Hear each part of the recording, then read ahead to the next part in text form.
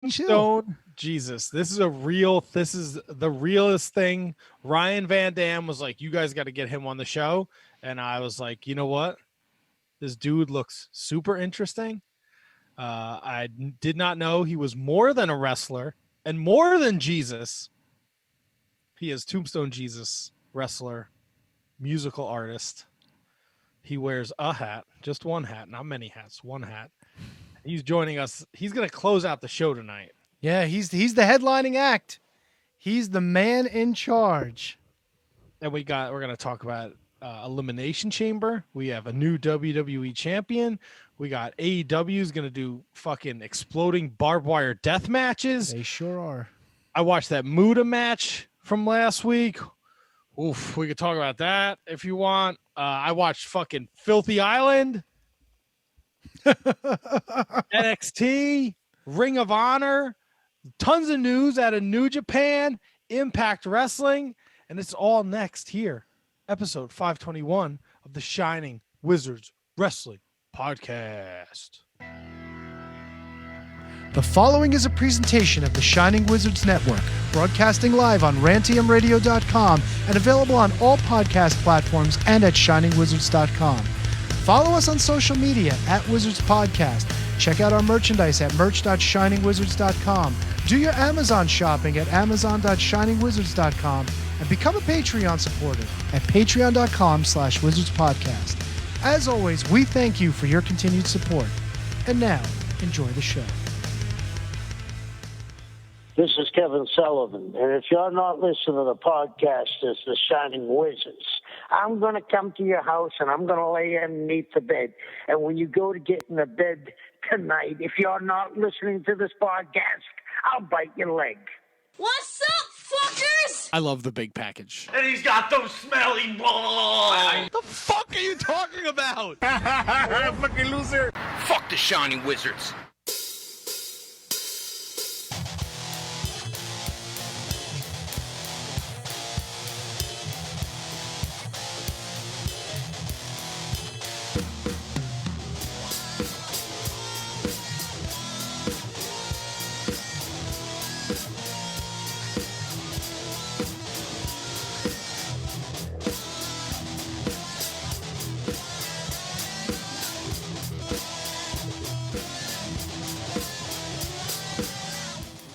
Welcome everyone watching us live on the Face Space. Welcome to everyone listening live on rantiumradio.com.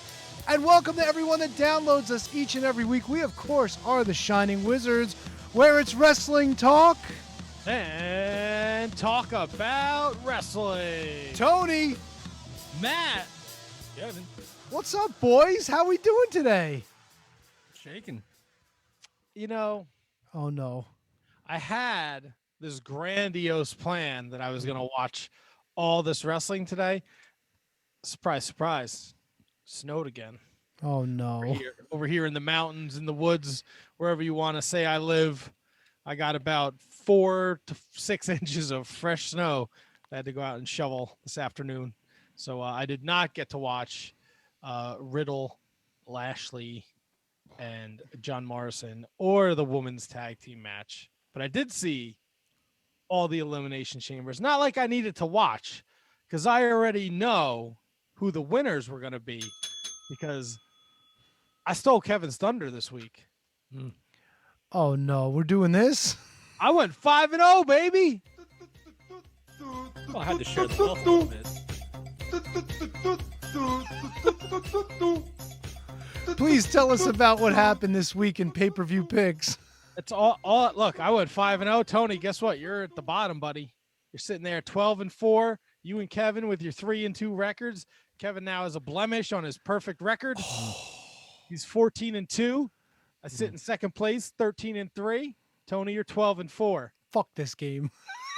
Yes, I like the fire. Don't worry. I don't think we'll pick any other pay-per-views until.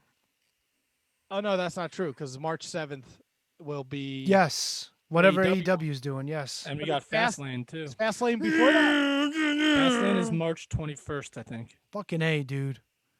It just seems like we're doing an awful lot of WWE shit and nothing else. It's just so strange. Well, I mean, look, That's what the pay-per-view picks usually are. Can Impact only runs like 4 years. Same with AEW. Can I just interject for 1 second? You would not have been perfect this week had that fucking women's match continued the way it was supposed to. Didn't you pick what's her name? Didn't you pick Lacey? I did not. That was Kevin. Oh, Kevin picked Lacey. That's right. Oh, sorry, my bad. You would have been perfect anyway. She's got one in the oven, so they ain't gonna let her wrestle. Oh, God, I forgot about that. But it's so strange that they kept that on the show up until last minute, and then they didn't even mention it. A little odd, no? When I went to the Wikipedia page yesterday to make my picks, I did not see it on the Wikipedia page. Yeah, because there was a report that from our boy Dave Meltzer, where we get all our information from, including our fucking Japanese translations, by the way. Thank you very much. Whoever was nice enough to yell at us for not giving credit for somebody who translated something to Japanese. But I digress. So the report was that Dave Meltzer said that match wasn't going to happen, but it had not officially been reported by WWE at any point during the day, which is strangely odd for them, you know? Usually, they waited till very late to announce that Keith Lee wasn't going to be there to have that 4-way match to replace him. Why couldn't they do something with the women as well? Look, 2.5-hour WWE pay-per-view, I'm on board. Over and done, no 6-hour bullshit. Happy Tony. So just a little disappointed that we didn't get a women's title match, even though they announced it. Nothing. No, I don't. Look, I didn't know you were such a women's wrestling fan. You did get a tag match, though. You got double the amount of women that would have been in a one-on-one matchup. How do you like that? Yeah, but that match was already scheduled, so we only got 2/3 of the women that we were going to get, if you're thinking about it like that. I guess so. And the women have been getting screwed a lot in wrestling lately, so I was kind of surprised that Asuka wasn't going to make the card, but what do I know? That's why they're all pregnant. They're getting screwed. Hi-oh! What do you mean they're getting screwed? Ric Flair, he's smashing Lacey, and she got pregnant, so now she can't wrestle. I mean, No, I meant Tony. Grand scheme of things, Asuka's got a title defense. Match just disappears without a mention. Well, it was mentioned. Lacey Evans is pregnant. But So they the were match just said Tony. I don't know if you know this. I'm pretty sure it's not a great idea to wrestle pregnant. okay. But then why didn't they stop this on Monday? Why didn't they change the card on Monday and they kept promoting it through the week? You would think at some point they were going to do a bait and switch, but they gave us absolutely nothing. Well, they don't have to give us a switch all the time. They had. If one person can't work, you just don't work.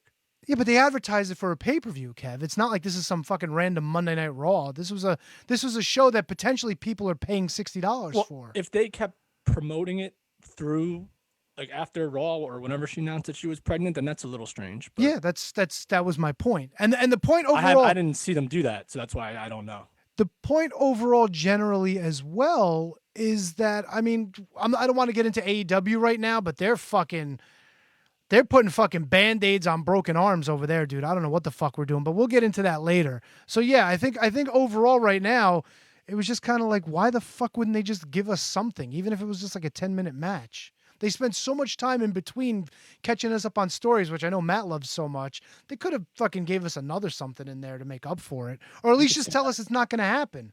You could say that about every pay-per-view ever. Matt, you were interrupting? Card subject to change, sir. That's right. And you picked the weirdest things to get, like. What are you talking about? Were you really looking forward to the Asuka Lacey? That would have been an extra point for me. Oh, so for the guy, Kevin, for the guy who hates the pick so much. That's why I hate them, because WWE changes everything all the time. But if we're forcing him to do it, I would be upset too if a potential pick was taken away. Well, there you go. There you go. Card subject to change. This sir. fucking asshole picks Riddle. Why would you fucking pick Riddle? Why would you pick Riddle? Because why cheating motherfucker. US champion. He's a fucking cheater. Why would you pick Kevin Owens again? Because Kevin Owens fucking rules, dude. Your logic is flawless. Fucking D. Bryan, baby. I don't know. I picked him because I have to get ahead. I have to catch up. You need head? I can give you some head. I picked Keith Lee, but he was pulled last minute. So you picked the other guy that was... I wasn't picking fucking John Morrison Why wouldn't you pick Lashley? because it's time. It's time for him to. He's moving on up to the east side. I don't care. People watching on Facebook right now are completely agreeing with me that they screwed Asuka over by not giving her a match on the show. Oh, So stop! Don't worry, she'll be in a 3-minute match on Raw. There you go. I'm not watching Raw. I was watching the pay-per-view. Sorry, Out. WWE. The outrage yesterday was through the roof. For what? I'm sorry, the what? The outrage. Was No, it it was through the what? through the rough? One more time. Roof. All right. Kevin's boy, The Miz, walked out the fucking champion. I Fuck was gonna wear yes. his shirt. Son of a bitch, I forgot to wear a shirt. Great decision. I love that call. I love it. I thought that chamber match was I got a lot of problems with that chamber match. Which one? The Raw one? Really? Sure. What's Why? the fucking point of rules if fucking Black Diamond can just rip open the fucking cage and AJ Styles can just jump in the ring? You mean Edward James Olmos? Whatever his fucking name is. He fucking peeled that thing like it was a piece of cellophane on a photo. He just fucking ripped it off. That's his gimmick, dude. He's a big fucking dude. He's a strong motherfucker. So you're telling me that he can do that, but Sheamus is just like praying the Tombstone Jesus in the corner, but he's got a bro kick that knocks people out. He couldn't kick the door open if he wanted to. Well, didn't almost get ejected from the match? Yes, he did. Sure, but he So? ripped the thing off. All right, AJ well, just ran in. So there was a consequence for his action. Yeah. Okay, so we're putting people in pods, right? Strategy. What Strategy. strategy? Sami Zayn didn't want to leave his pod. He wanted to wait for his time. AJ was stupid. He thought that these guys were down. He was going to get some easy pins, and it backfired.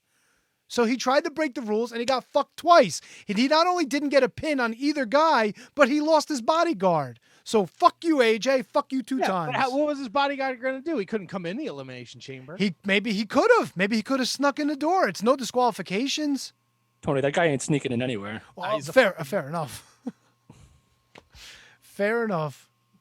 I did not like what? I did not like the Raw eliminate. I don't like the Elimination Chamber. I don't like that they pigeonhole everything into the pay-per-view. I've said that a million times. Everything's like 5 minutes. It's just like kind of, I don't know. It's kind of boring until like everyone gets in there and then the juices start flowing.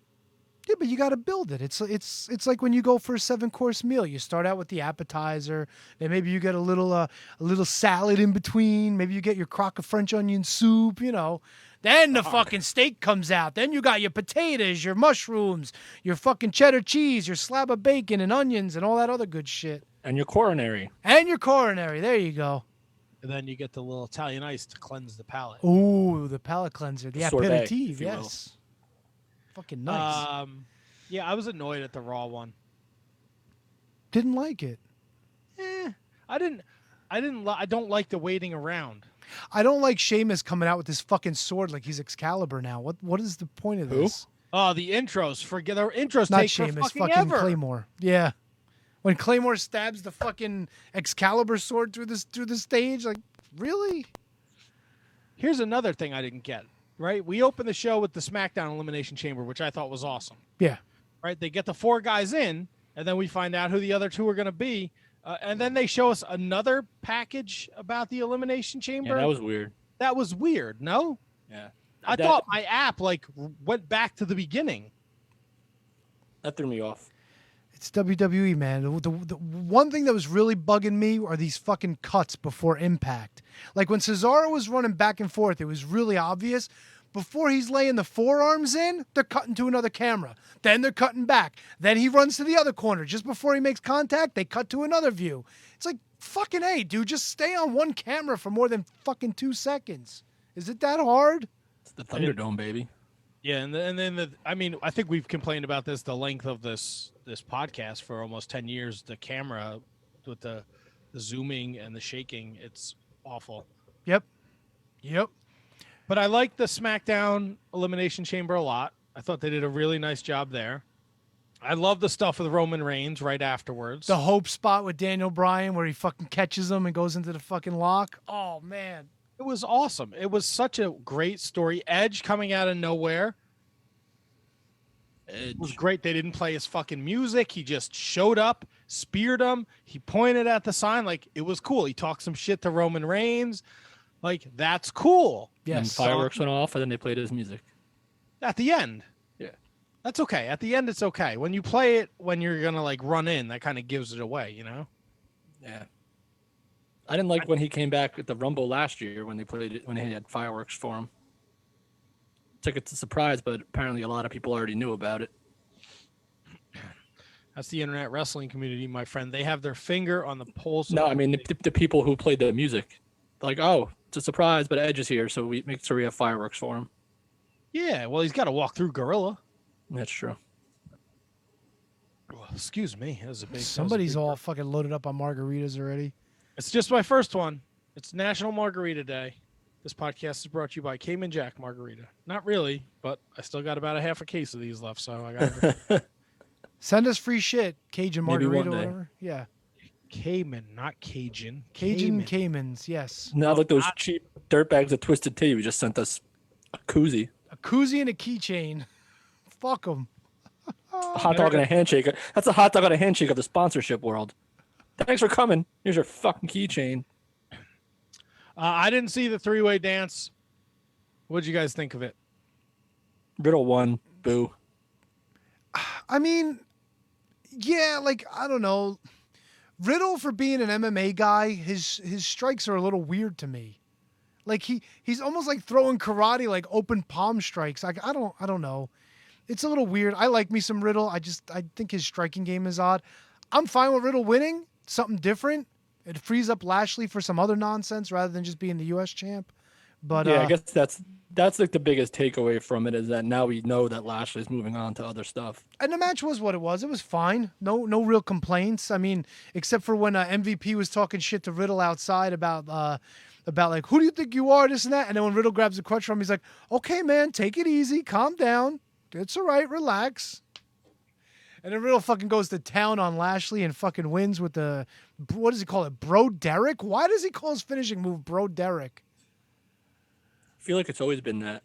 Bro. I don't know. It's just a weird name. But yeah, huzzah. New champ. Matt called that one.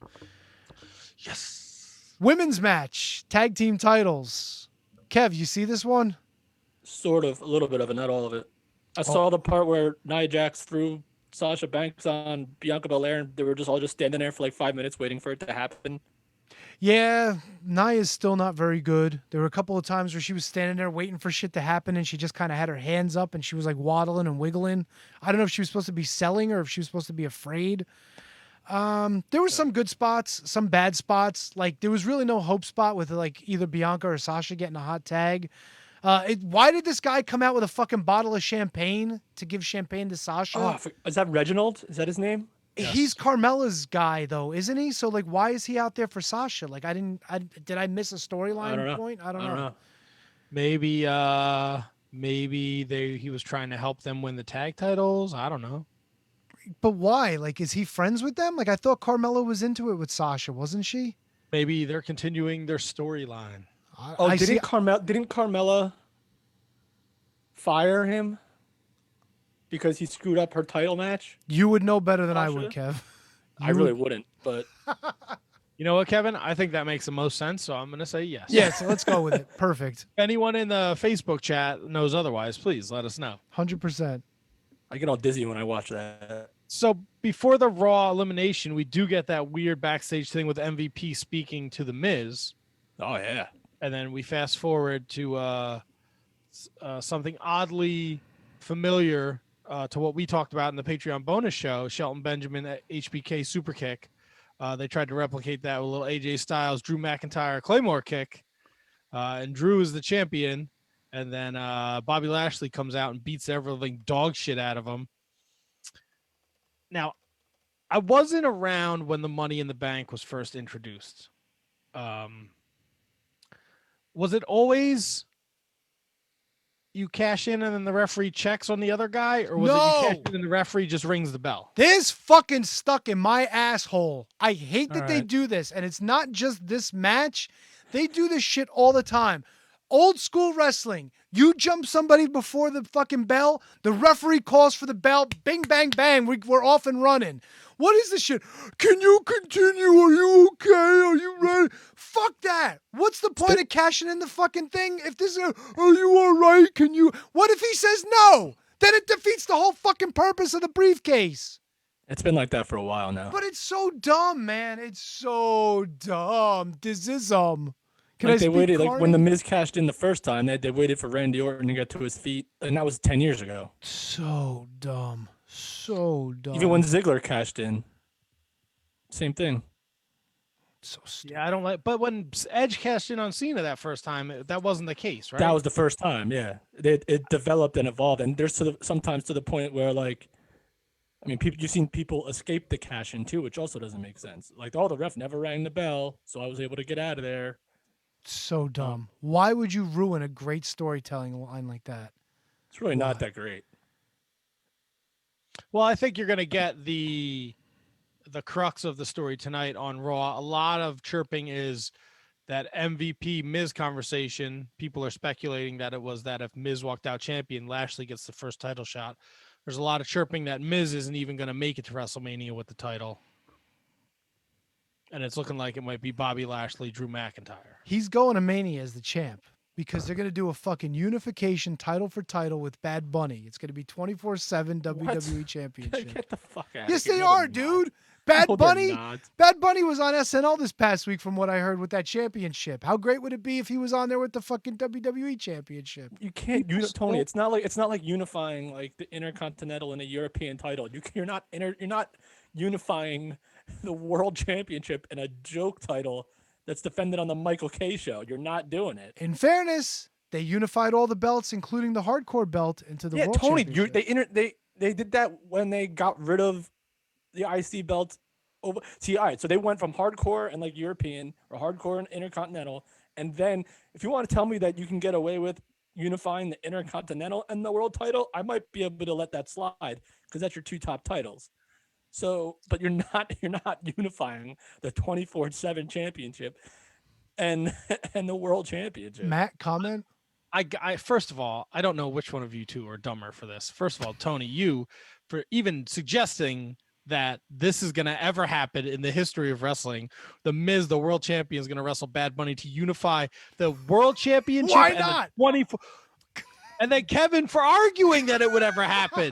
I'm not arguing that it would ever happen. I'm arguing that it would never ever happen in a million years. Right, like Tony had like some inside source that this No, is but my bigger argument was not. I wasn't expecting him to go the route of unification, so that just threw me for a loop. Okay, which I'm belt? going to get. There's no chance that Bad Bunny is fighting for the world title. Is what I'm saying. How no many chance. people have fought for world titles that didn't deserve it? How many people have won world titles that fought for world titles that didn't deserve You're it? not. You can argue me David Arquette till you're blue in the face. It's David Vince Arquette, Vince McMahon didn't do Vince that. McMahon twice, Vince Russo. Vince McMahon was a top heel in the company No, not at that point. in '99. He beat Triple H. Triple H was the bad guy. Vince was trying to win his company back. He was a Wait, face. no. Vince won the world title from after winning the No, Vince Rumble, won the didn't he, world or no? title from Triple H on Raw thanks to Steve Austin, or on some show thanks to Steve Austin cheating for him. All right, he's still a top guy. Babyface, It wasn't the though. first time he wrestled. Pretty close to it. I mean, what did he have? 6 matches under his belt, maybe? Did Vince ever really wrestle though? Vince is also a former... there's your storytelling device. Vince McMahon was your storytelling device. He wasn't an actual competitor. Neither's Bad Bunny. Never stopped. Tony, him. I'm gonna make you a friendly bet, Tony. Oh, Just a fuck friendly, off. just a bet between Matt and Tony. Listen, I can't take your money, bro. I'm not Not taking money. the bet. There's no money involved. Just a friendly bet. February, when we're done with this show, and you put your little old head on your little nasty, greasy pillow to go to sleep. Hey, how'd you wake know? up at whatever ungodly hour your old ass likes to wake up at. So you have your coffee and eat your English muffin. You're gonna see the Miz is no longer the world champion. Why, he lost tonight? I think he loses the title tonight. Tonight? Really? Really? Yep. Wow. Okay. To Bobby Lashley. I don't think that's going to happen. I think Claymore costs fucking Bobby Lashley the match, and then we have a little Claymore fucking Lashley action. Question. Yeah, but you don't think it would be more? It would be a better story if it was over the title. What if it was Lashley, Miz, and Claymore? I don't want to. I hate three-way I dances. know man. you do. 3-ways are fun though. I don't know. All right, let me ask you this: grand scheme of things, which title is less significant? The hardcore title, the 24/7 title. They're the exact same title. So then, what's the difference between merging the hardcore title with and the 24/7 title with the world title? Because they never merged the hardcore title with the world title. They merged it with the Intercontinental title, and then the Intercontinental title was merged with the world title. The Intercontinental title had the hardcore title merged into it, and the European title merged into it. I'm not in the mood for this. Then leave. Bye. Maybe I will. You're gonna miss Tombstone Jesus. God, put Tony under a tombstone. Wow. Kevin's you guys are gonna have some like sex couples counseling off air. My immediate thought was that they could do the Hot Shot title tonight with the Miz, or they're just really planning on strapping the Rocket to Damian Priest, and maybe making Damian Priest the world champ at some point soon. But I'm kind of leaning towards Matt's thing now. Prince of Pro suggested Damian Priest versus The Miz at Mania with Bad Bunny and John Morrison in the corners. Yeah, there you go. I can see that happening 100%, and then strapping the Rocket to Damian Priest and putting the belt on him. Now that makes sense. I like it. I like it a lot. Wait, what else? Are we missing anything else from this pay-per-view? Or we got it covered? I think that there was only 5 matches. Yes. Well, 6 if you count the pre-show match, which I really didn't.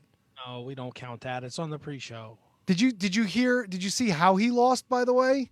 How John Morrison won? Did he use Starship Pain? Mustafa Ali interfered, or like his crew managed to save him from losing or some shit. And while they were out there celebrating, Morrison fucking stole the pin. There you go. So fucking Retribution still a thing? Retribution, yeah. Mustafa. Why do they? His name is Mustafa. They call him Mustafa now. Like, why? Probably to ethnicize it a little more. Mustafa? I know a lot of people named Mustafa. I've never heard anybody correct me and say, "Call me Mustafa." Well, I think you're accentuating it a little bit more than they. I agree. I know what you're saying, Tony, 100%. But I think it may be more to like to ethnicize it and to put it a little more like different characterization on it. Like, you know what I mean? Like, he's this like really legit like outsider type person, so they just give him a really accentuated name. Fair enough, but then his fucking compatriots are like T-Bone and Hambone and whatever the fuck their names are. Well, Tony, that's a whole different conversation for another day. Freaking Ice Pop and fucking Padlock. What do we rate this thing? What are you giving this thing? I give it a thumbs up. I'd say like a B. I really didn't like I thought the Raw Chamber took a while to get going.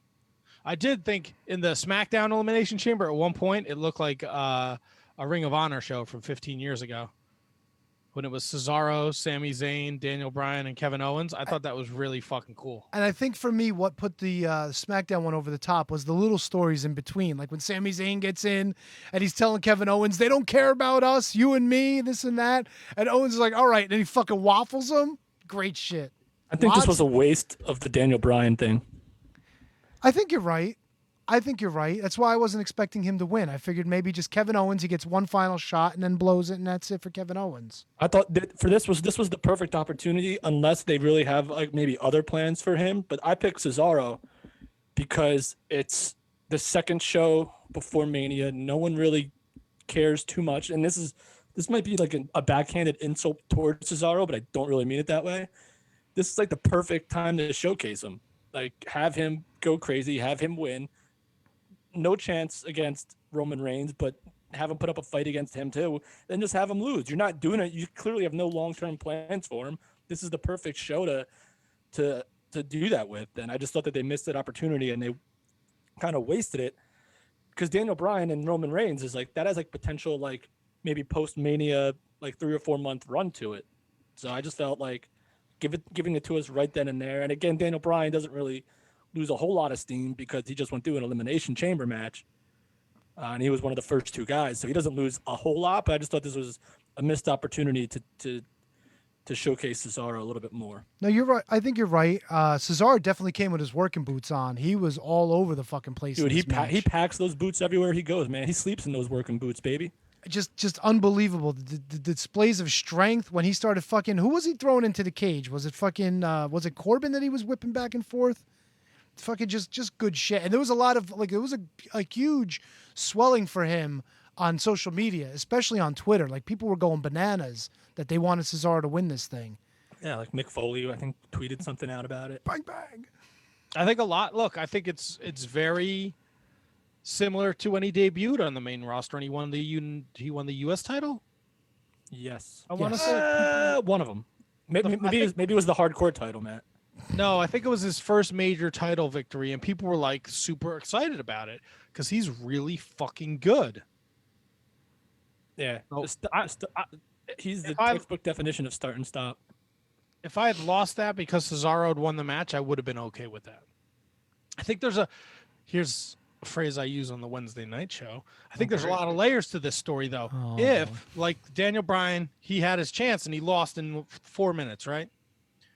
Let's say we don't even get that match at Fastlane. It's all building to Edge and Roman Reigns. I forgot about. Let's say Edge beats Roman Reigns. Daniel Bryan says, "Give me a fair shot." Now you get Edge Daniel Bryan match. I'm not against that. I'm not against it. A lot of spoons in the porridge. A lot of things. Look, the SmackDown side is beautiful. I don't know what the fuck goes on Raw. I just don't trust their continuity at all. So like when you look at each one of these network shows, I'm not even calling them pay-per-views anymore because when Raw is longer than a pay-per-view, it's not a pay-per-view. It's just not. Sorry, it pisses me off. I understand Tony's point. Beautiful. It only takes up 2 hours of my time, in and out. Great. But when your weekly televised show is longer than your pay-per-view, you're not giving me a pay-per-view. So this is why I kind of expect every now and then for them to throw something a little different our way, which is why I was hoping. And like at the end of the day, Matt, like tonight, if the Miz loses his championship tonight, does last night even matter worth a shit at all? No, it really doesn't. If you're immediately putting it might give you a good TV show, which is fine, but if you're immediately switching your direction after a pay-per-view the next night, does the tree even make a sound if it falls in the porridge or whatever you want to fucking say? Fair enough. Yeah. I think the term pay-per-view, I think we can throw that out the window because I don't think people are buying. Yeah. I think they're just super shows, special shows. Yeah, network specials. Kevin, fun fact about your boy The Miz. Yeah. He's the first. Did he tweet me yet? Did he tweet me thank you? I don't know. I haven't seen that. He's the first two-time WWE Grand Slam champion. Oh, of course. He's the modern world champion, the IC champion, the US champion, and the modern tag team champions. I keep his stat sheet under my pillow at night. Nice. What do you do with all the Major Brother stuff? Oh, that's at the foot of the bed. Oh, you don't worry about kicking it off? No. They can handle it. That's where Nelly sleeps. It makes my nights very aggravating. Nelly? She sleeps at my feet, and she's a little portly. And I know that that whole idea, like if a cat falls, it's going to land on his feet. But I don't know, man. I don't trust her. Well, not if you kick her. No, I wouldn't. I mean, I do sleep like a maniac. I toss and turn a lot. I have some sleeping issues. It's been much better since I got a purple mattress. But I still toss and turn, and I don't want to accidentally kick her off. So I'm very aware of when she is by my feet. So I sometimes will half wake up and shimmy to turn over so I don't knock her off the bed. Fuck that. Nothing would make me happier than to hear a thump in the middle of the night. I'd be like, "Hi, you fucking idiot. Get off the bed." Oh, that's not nice. You leave Nelly alone. Tony, what are you doing in Matt's bedroom at night where you would hear this thump? I'm trying to make sure his cat doesn't fall off the bed. Yeah, doing that fucking hand job. Francis Wright hanging out in my attic. I hope you both get fucking carbon monoxide. He's still there. It's asbestos. Fucking dickheads. That's the cat guardian. Tony's the cat guardian. We learned during the pay-per-view or the show, whatever. I don't All right, know yeah, come on. We can call it the pay-per-view. I don't care. That the first pay-per-view of the Peacock era will be Fastlane. Peacock. On March 21st. So I think March 18th is the end date for the network. I think so, which is great. 3 weeks until I don't have to pay for this shit anymore. Huzzah! Yeah, but what are you paying for? You don't pay for you pay so you can watch Bruno fucking hug somebody for 45 minutes, and then you go in your bathroom and you get yourself excited. Matt, I would be thrilled if I didn't have to pay for Bruno Sammartino to bear hug someone anymore. Look, different strokes for different folks, man. You're probably the only one that's searching for Zack Ryder matches. No, I'm sure Zach is too. You think so? Yeah. This is it. There you Freaking go. Hardy Boys symbol. No, this is the Hardy Boys. My wife is rewatching Ink Masters. Don't ask me why. It's a tattoo show. I should have guessed that. Every time they go in the house to get somebody for the elimination, the fucking Hardy Boys theme song plays. Because it's like It was on Spike. but it's like domain music, isn't it? Yeah. Like you can hear hardcore Holly's music play on like every commercial, like ever. Oh, I just get a kick out of it. She was watching it last night, and I was up here packing T-shirts and shit. Yeah. I went downstairs and sat down. I was like, "It's the Hardy Boys theme song." There's like a commercial for HelloFresh, and right before it starts, it's like, "How do you like me now?" Dun, dun, dun, dun, dun, dun, dun. How do you like me now? Whole thing sucked. So that's Elimination Chamber. I enjoyed it. Like I said, I didn't enjoy the Raw side. I do have to go back and watch the women's tag match. And You really no, don't. I don't. You don't What have about to. the triple threat? Should I check out the triple threat? Yeah, for shits and giggles. I think it's only like 10 minutes long. It's inoffensive. I wouldn't waste your time on the women's tag match, though. I The wouldn't. base holes. Oh, Bianca Belair smacked her on the ass, and she's like, "Did she just do that? No, she didn't. No, she didn't." And Bianca gets up on the ropes and she starts smacking her ass at her. It's a whole lot of ass smacking in the match. So if ass smacking's your thing, you should check it out. All right. Not Ass going, smacking is my thing. there So you I go. might have to go back and watch that. not going to the WWE network for my ass smacking. It's a very good point, Matt. Just gonna put that out there. To each his own. I What's do. The idea of Shayna and Nia against Raquel Gonzalez and Dakota Kai, I'm all in on this Raquel Gonzalez chick. I can dig that. I watched NXT because Thursday was a snow day for me, so I usually don't get to. If I get to NXT, I won't get to it till the weekend. So I found out a couple things. Hulu only plays a 1 hour replay of NXT. Rhea Ripley. Rhea You Ripley. beat me to it, you fuck. They only play a 1 hour replay because that's what they're contracted for, and Hulu does not have the power to cut certain things, so WWE cuts whatever out, and that's why it's dropped down to an hour. But I did watch the hour because I think they cut out like a Shane Strickland match. Wait, so you don't have the network at all? I do, but Thursday afternoon, the latest episode of the NXT Wednesday night show was not available. Oh, I'd wait it out. I think it's available on Friday. No, well, I was catching up on wrestling, so I wasn't gonna wait because I had to work Friday, Fair enough. and I was home, so I said I'll watch the NXT. The Kyle O'Reilly shit, I fucking was just giggling hysterically at fucking wrestling fans. I thought it was real. Of course you do. You're a fucking mark. You're all a bunch of marks. Everyone listening to this podcast, you marks. Oh, God. Don't believe everything you read on the internet. God, what are you, freaking Meltzer? What are you, Meltzer over here No. calling us marks? Who do you think you are? I just said I'm a mark. All right. I just don't believe everything I read on the fucking Twitter. Well, what did you read on the Twitter? Kyle O'Reilly had a seizure. Kyle O'Reilly had a seizure. Seizure. I'm like, I'm gonna wait and see what happened here. Isn't Kyle O'Reilly also diabetic and have breathing problems? Correct, sir. Yeah. So that's not a stretch to think that maybe he had a serious incident.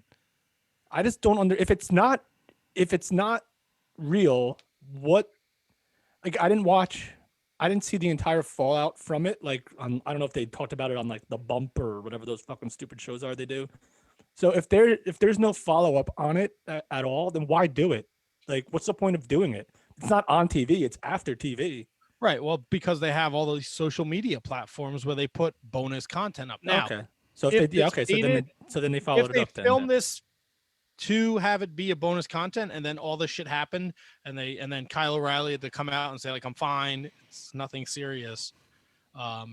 and then they decided not to play it. That's in their camp, but like it's one thing. Like remember like the Owen Hart Shawn Michaels thing, where like Shawn Michaels just like collapsed in the ring. That was part of the huh? Yes, I do. That was like part of the show. There's a reason for that. This I don't get. Well, around that same time as the Shawn Michaels Owen Hart thing, do you remember when 123 Kid fucking ate it hard in the ring and he started convulsing and they went to commercial? No. Oh, you guys don't remember that? He started twitching, convulsing, and like they were like Vince just started like something's going on, and then he just cut to commercial. When they came back, didn't mention a thing about it. But yeah, Sean Waltman started fucking twitching out in the ring. I can't believe you guys don't remember this. This was on a Monday Night Raw. I'm gonna have to Google this. They probably had the luxury where they could stop tape. This probably wasn't a live Raw, was it? No, the one with Sean Waltman, I believe it was. Yeah. All right. So he had taken that brain buster on the steps, and he was just selling to sell the severity of the injury, because they're still playing up that the Undisputed Era has exploded. Yeah. I mean, a brain buster on the steps should be enough to cause serious injury. To throw the seizure aspect into it just seems a bit. Apparently, he was just twitching, like overselling. Yeah. He wasn't, like pretending to have a seizure. Oh, and then did people just run away with it and like say that they had like a handful of fans into the tapings down there. Okay, so the WWE never specifically said that Kyle O'Reilly suffered a seizure. Some fucking wrestling fan 465 who has 12 followers was like, oh my god, Kyle O'Reilly had a seizure, and those 12 followers fucking retweeted it, and then nobody looks to a reputable source for information, and they just go, best wishes, Kyle O'Reilly. I would have to change my Twitter handle now, Matt. Thanks. Sorry, Wrestling Babe 4252. God.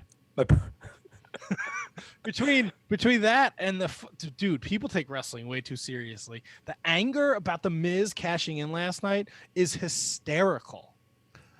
Did you to double back real quick on the Kyle O'Reilly thing? Were you angry when that guy from Pro Wrestling Sheet kind of said it's all part of the story, and then people got upset at him for exposing the story?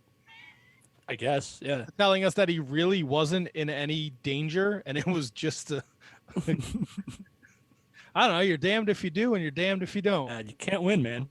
Clearly, I thought the tag match was great, and I thought the stuff with Adam Cole and Kyle O'Reilly is going to be awesome. And I haven't watched NXT in a long time. I watched TakeOver last week, and then the show, and you can see Kyle O'Reilly breaking apart from the Undisputed Era. He has just such a different look. And Kev, me and you were at that final battle where he won the ROH title from Adam Cole. That's right. I remember it very fondly.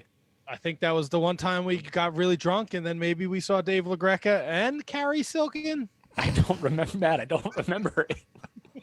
We were at a couple final battles where we saw the world title change. I remember the Dalton Castle one. Yeah. I don't remember Kyle O'Reilly beating Adam Cole at all. He did, my friend. We were there for that. I remember seeing Carrie Silken, though, because we took a picture with him. We did. Carrie Silken. Fantastic, man. Tony, did you find what you were looking for? No, it's really hard to find 123 Kid and seizures when all I'm getting is videos of children having seizures. It's not very promising, so I'm going to have to figure this one out. Try Sean Waltman. Nope, didn't work.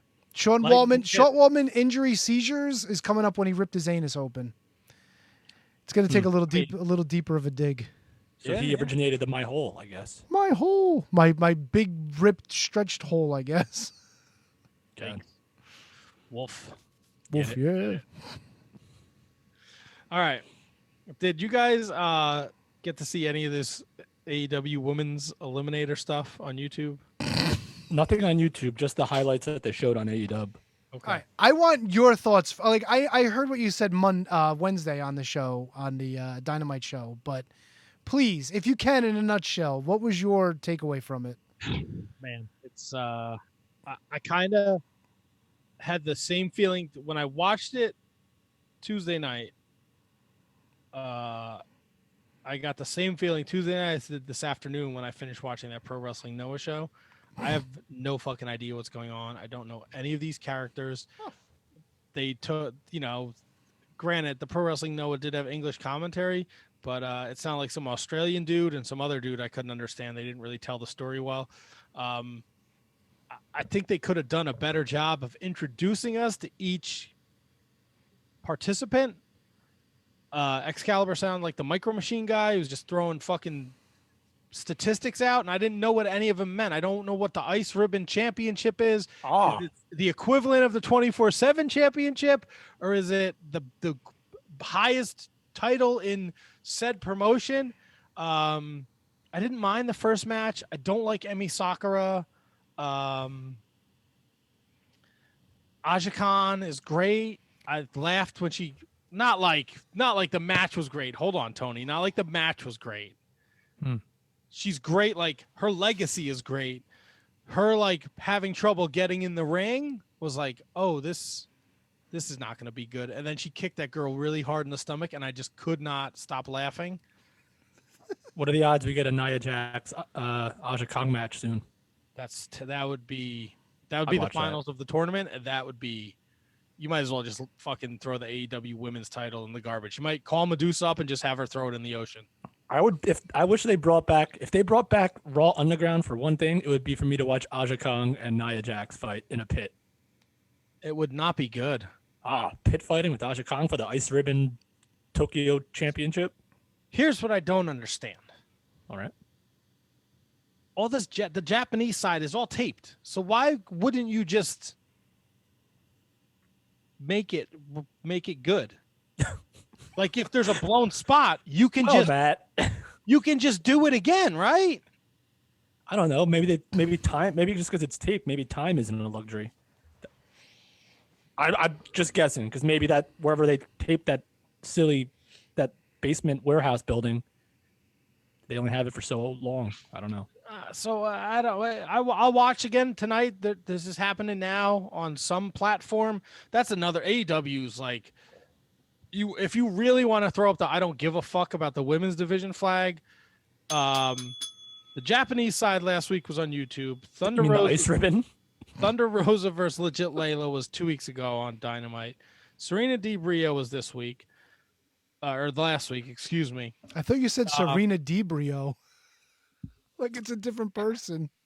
Thunder Rosa Rio quarterfinal is going to be free on the Bleacher Report app on Sunday. In other words, we don't give a fuck if you can't find this match because we don't give a fuck about it either. Taya and Nyla plus Britt Baker and Anna Jay are going to air on Dynamite. Oh. Well, Anna Jay, not so much, right? Right. Well, that's changed now. They're putting in what's her name? Ice Ribbon. Something. So she's Thunder Rosa's pupil. She's like what the fuck? Holodead? No, I forget what her name is. Yeah. I don't know. Isn't Holodead a thing? She's a real person. Yeah, Holodead's a thing. But is she alive? Maddie Renkowski. Ooh. Nice Polish girl. What else? All the other Japanese, the two Japanese matches, Sakazaki and Sakura, and Mizunami and Kong is happening now on YouTube. Oh, we should have live streamed that. If we didn't have Tombstone Jesus on tonight, I would have suggested that. That would be interesting. It's just like it's all over the fucking place, man. I don't necessarily like blame them for that. There's got to be some sort of weird algorithm where they get views and hits that can bolster their social media presence or their online presence. Where like if you watch it, fine, but it won't hurt us if you don't, or some weird convoluted function like that. Where like, hey, so and so many people checked us out on Bleacher Report. We were the highest rated thing on Bleacher Report that week, or some bullshit like that. Tony Khan took to Twitter after this announcement, and it looked like he was trying to do that. He says, with Bleacher Report's 9.4 million Twitters and 14.8 million Instagram followers, it's a huge opportunity to introduce AEW and our great wrestlers to new fans by streaming such a high-stake bout between two of the best as part of a free Sunday special. That is what you call spinning something to a positive light. And that's called being great at PR. That's one of those things. Like, are you trying to convince the fans or yourself? Yeah. Because look, honestly, I don't ever go on. I have the Bleacher Report Live app because that's what the AEW pay-per-views are on. I don't ever go on the app unless I'm going to watch AEW. I know they do like soccer and shits on there. I guess. That's funny, man. I actually have Bleacher Report open right now just for the results for the shows. Because they have like the results and analysis and stuff. They do a pretty good job. No, the website's great, but BR Live is a separate. Right. And that's the app I have on my phone. So it's I remember I kept trying to find the last pay-per-view? I kept trying to watch on Fight and I couldn't find it because it was on Bleacher Report. It's like, where's this pay-per-view? What are they doing here? Why isn't it available right now? It's midnight. Because you're on the it's not on Disney Plus, Kevin. That's why. And we talked about it Wednesday night. Like there was a bunch of just useless segments on Dynamite where you could have put a women's match in there. Mm-hmm. There's like a throwaway Orange Cassidy match. You mean a second women's match? They had a women's match on. Yeah, Dynamite, you could have put a second one on there. Like Thunder Rosa, maybe? Well, Thunder Rosa is in the next round. She's facing the winner of Rio and Serena Deeb. Tony, how do you feel about Serena Deeb defending a title of a company that nobody gives a shit about anymore? Can I go back to my thoughts on Japan, please? Oh, I'm sorry. Fucking yes, put the I kinda cart took before over the that horse. conversation. Yeah, I'm sorry. A little bit, but that's okay. I thought exactly the opposite of everything you thought, and I fucking hated the show. I thought the Sakazaki match, the opening match, was complete dog shit. They don't know how to put holds on. They don't know how to do moves. They're fucking just like the work was just absolute nonsense. Aja Kong either is the smartest or the dumbest fucking person in this tournament.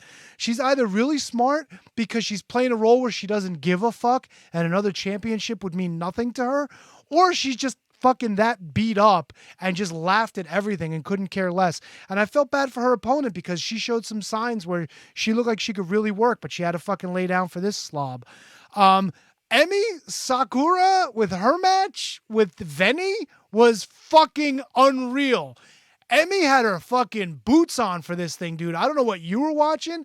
That was the Emi I wish we had in AEW for the past year and a half, to be honest with you. And go ahead. Let me go back. I didn't hate the match. I just hate Emi Sakura. I really liked Veni. I'm sorry. Go ahead.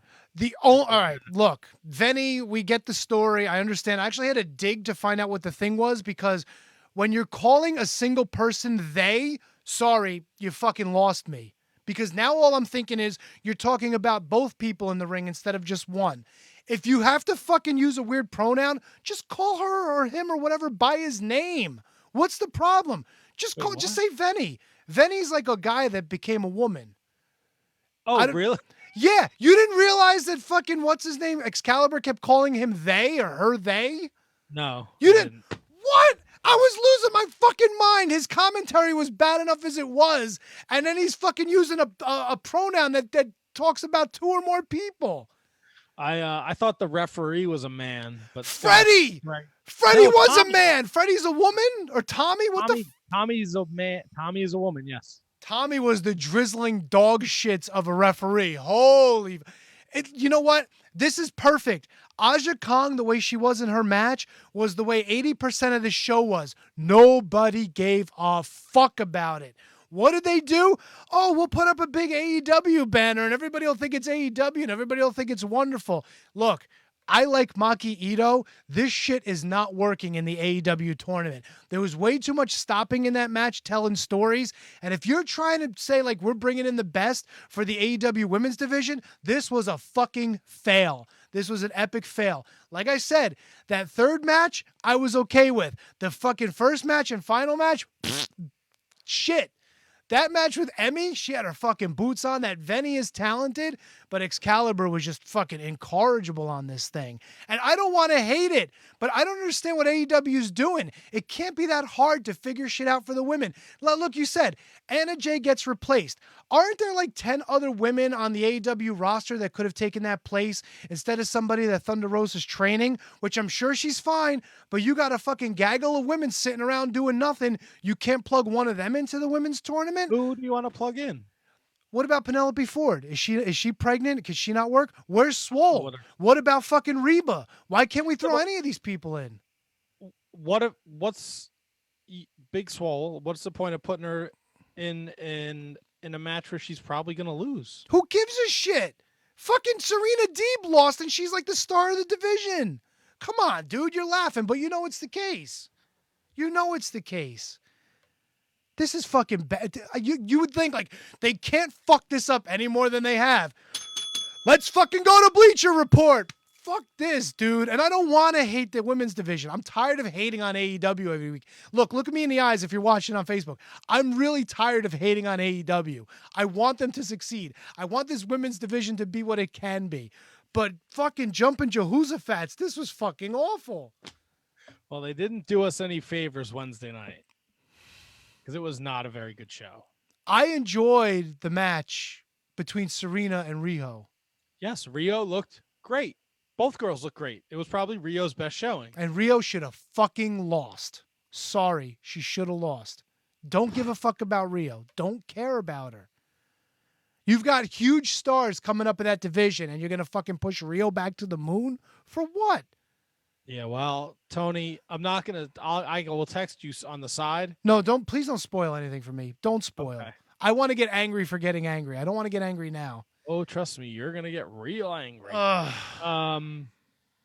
What do you think of Dynamite Wednesday night? Because it wasn't their best show. It was really not a great show. Apparently, we have a lot of people that think I'm crazy to say that Jon Moxley didn't look like he's been in the best shape the past couple of weeks. So you picked the weirdest shit. Sorry. I meant to mention this 2 weeks ago. He came out. He was pale. He was hairy. He looked sickly. I was like, what the fuck's wrong with him? He was the world champion a month ago. It's the winter. It's a pandemic, and he's got a pregnant wife at home. What do you want him to do? Then fucking get in some reps, dude.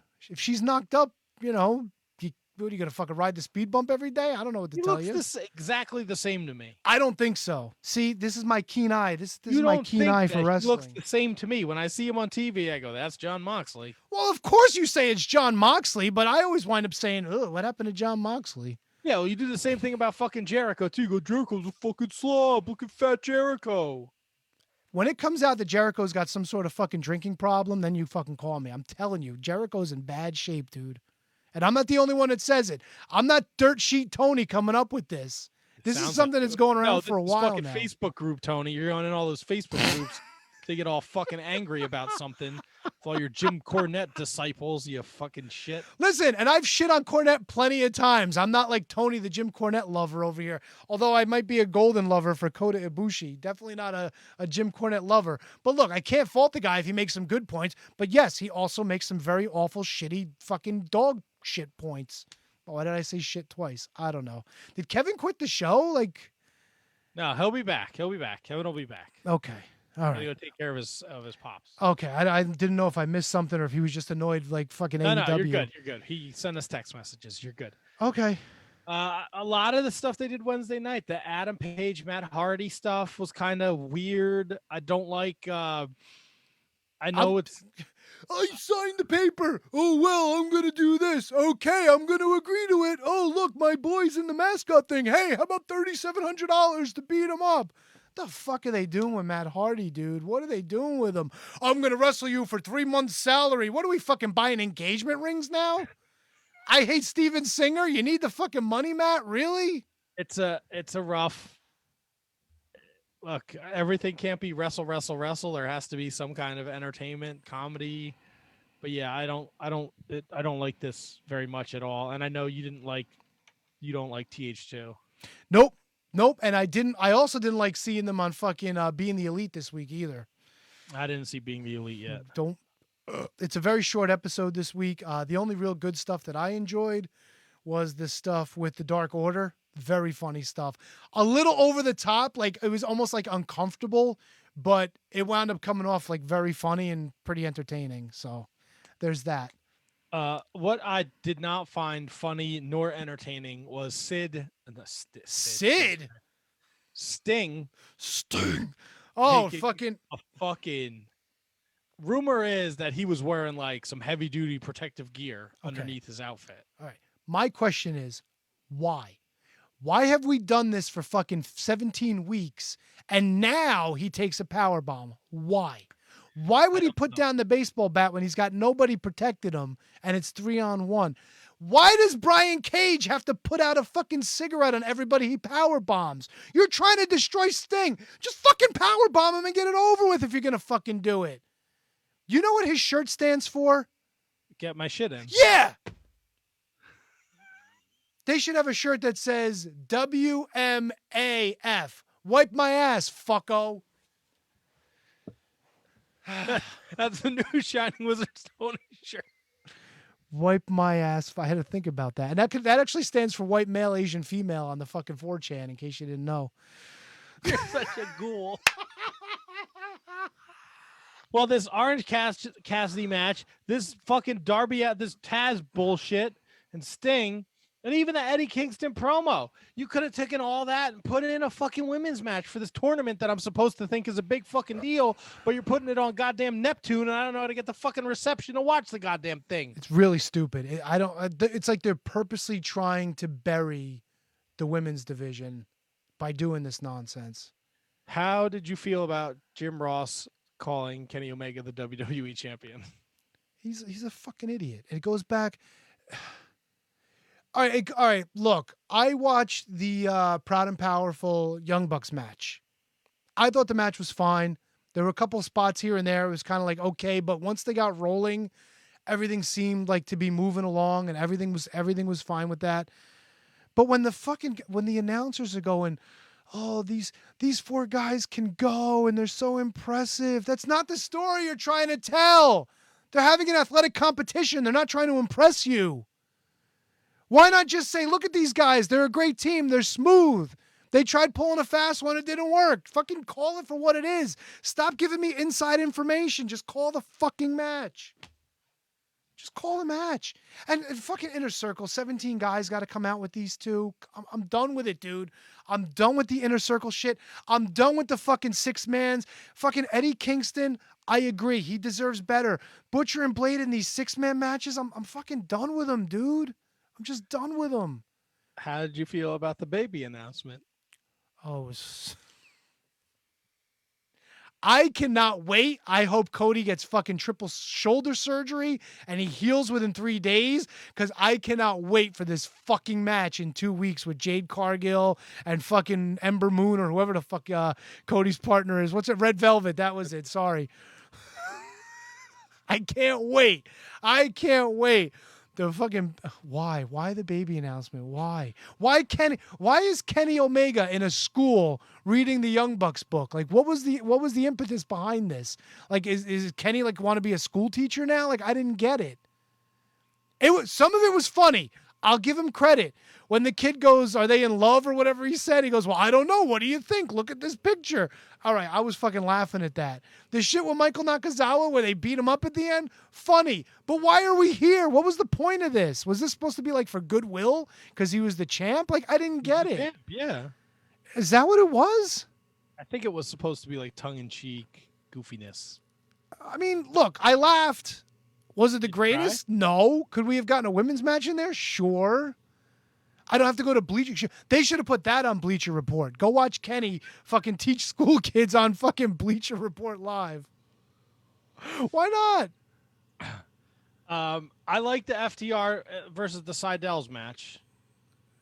Where did this other Seidel brother come from? Do we know anything about? Apparently, he's been worked at Dragon Gate Japan. He's been around. Dragon Gate Japan? Where are they Dragon Gate to? But my problem was the end of the match. When these two guys are fumbling for this fucking bag with the scissors in it. Just fucking gimmick the goddamn bag. Yeah.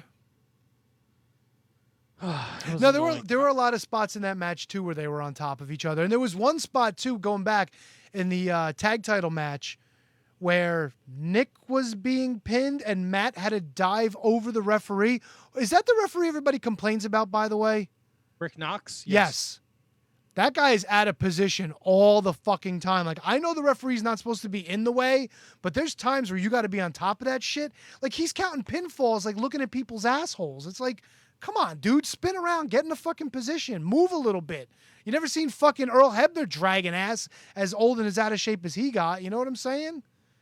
As much as I hate the 1, 2, oops, at least he fucking moved and got in position. I don't know. Cody's announced on commentary that there's going to be a ladder match at the pay-per-view. Yes. So six-way ladder match to determine the next TNT Championship. all right, take challenge. it easy there, Jim Ross. So Cody, Scorpio Sky, and Penta El Sierra Maida are the announced participants so far. Lance Archer and Phoenix are going to have a one-on-one match this Wednesday night. Winner gets in. Okay. Can I ask you this? Why You does can why whatever does you want, Penta buddy. automatically get a spot, but his brother Phoenix wrestles in main events every week, and he's got to earn his way in with a match against Lance Archer? What? Why? Why doesn't Penta have to wrestle to get in? Let him wrestle Lance Archer. Penta's been hurt. You don't need him coming back. Then why does he get a fucking automatic buy into this thing? Why does Cody get a buy into this thing for that matter? I mean, Cody you know should have to Cody beat is. Shaq to get into this thing. That's what he Ooh. should have to do. And if he loses, Jade Cargill gets his spot. Whoa. That's what they should intergender. fucking do. Going intergender already? You know what? She's the fucking best thing on that show, dude. She's gonna be a fucking star. Really? She's gonna be a star. I don't know who's in charge of NXT, but they gotta sign her soon. Telling you. This week, Hangman Page takes on Cassidy. There's a women's match. Team Taz takes on the Varsity Blondes. Jake Hager, Brandon Cutler. 2 weeks is your Cody Shaq match. Also, Tully Blanchard's gonna wrestle. He's not really gonna wrestle. He's If teaming any, with FTR to wrestle the Jurassic Express. I But understand. He's gonna beat the ever-living dog shit out of Marco Stunt. that's what he's there for. Exactly. I'm so done with Marco Stunt too, dude. I'm sorry. I'm done with him. I know people love him, but he's like Orange Cassidy. Go away to me. Like I'm done with him. Fucking done with him. I'm But I done with think him. I get it. I'm surprised he can run as fast as he does with the set of balls he's carrying on him. Seriously. Little fucker.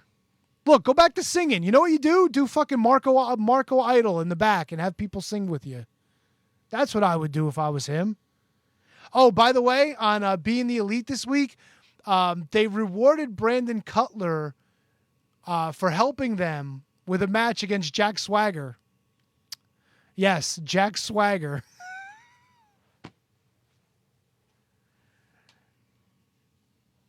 I don't know. There's radio silence now. I mean, he was or is or. Yep. Yep. Yep. Yep. But I think the biggest news, Tony, to take away from AEW Dynamite. Oh, wait. Luchasaurus got a new mask. Yes, they cut his horns off. How dare I they? know. Fuck him. I mean, fuck them. He got a new mask, so.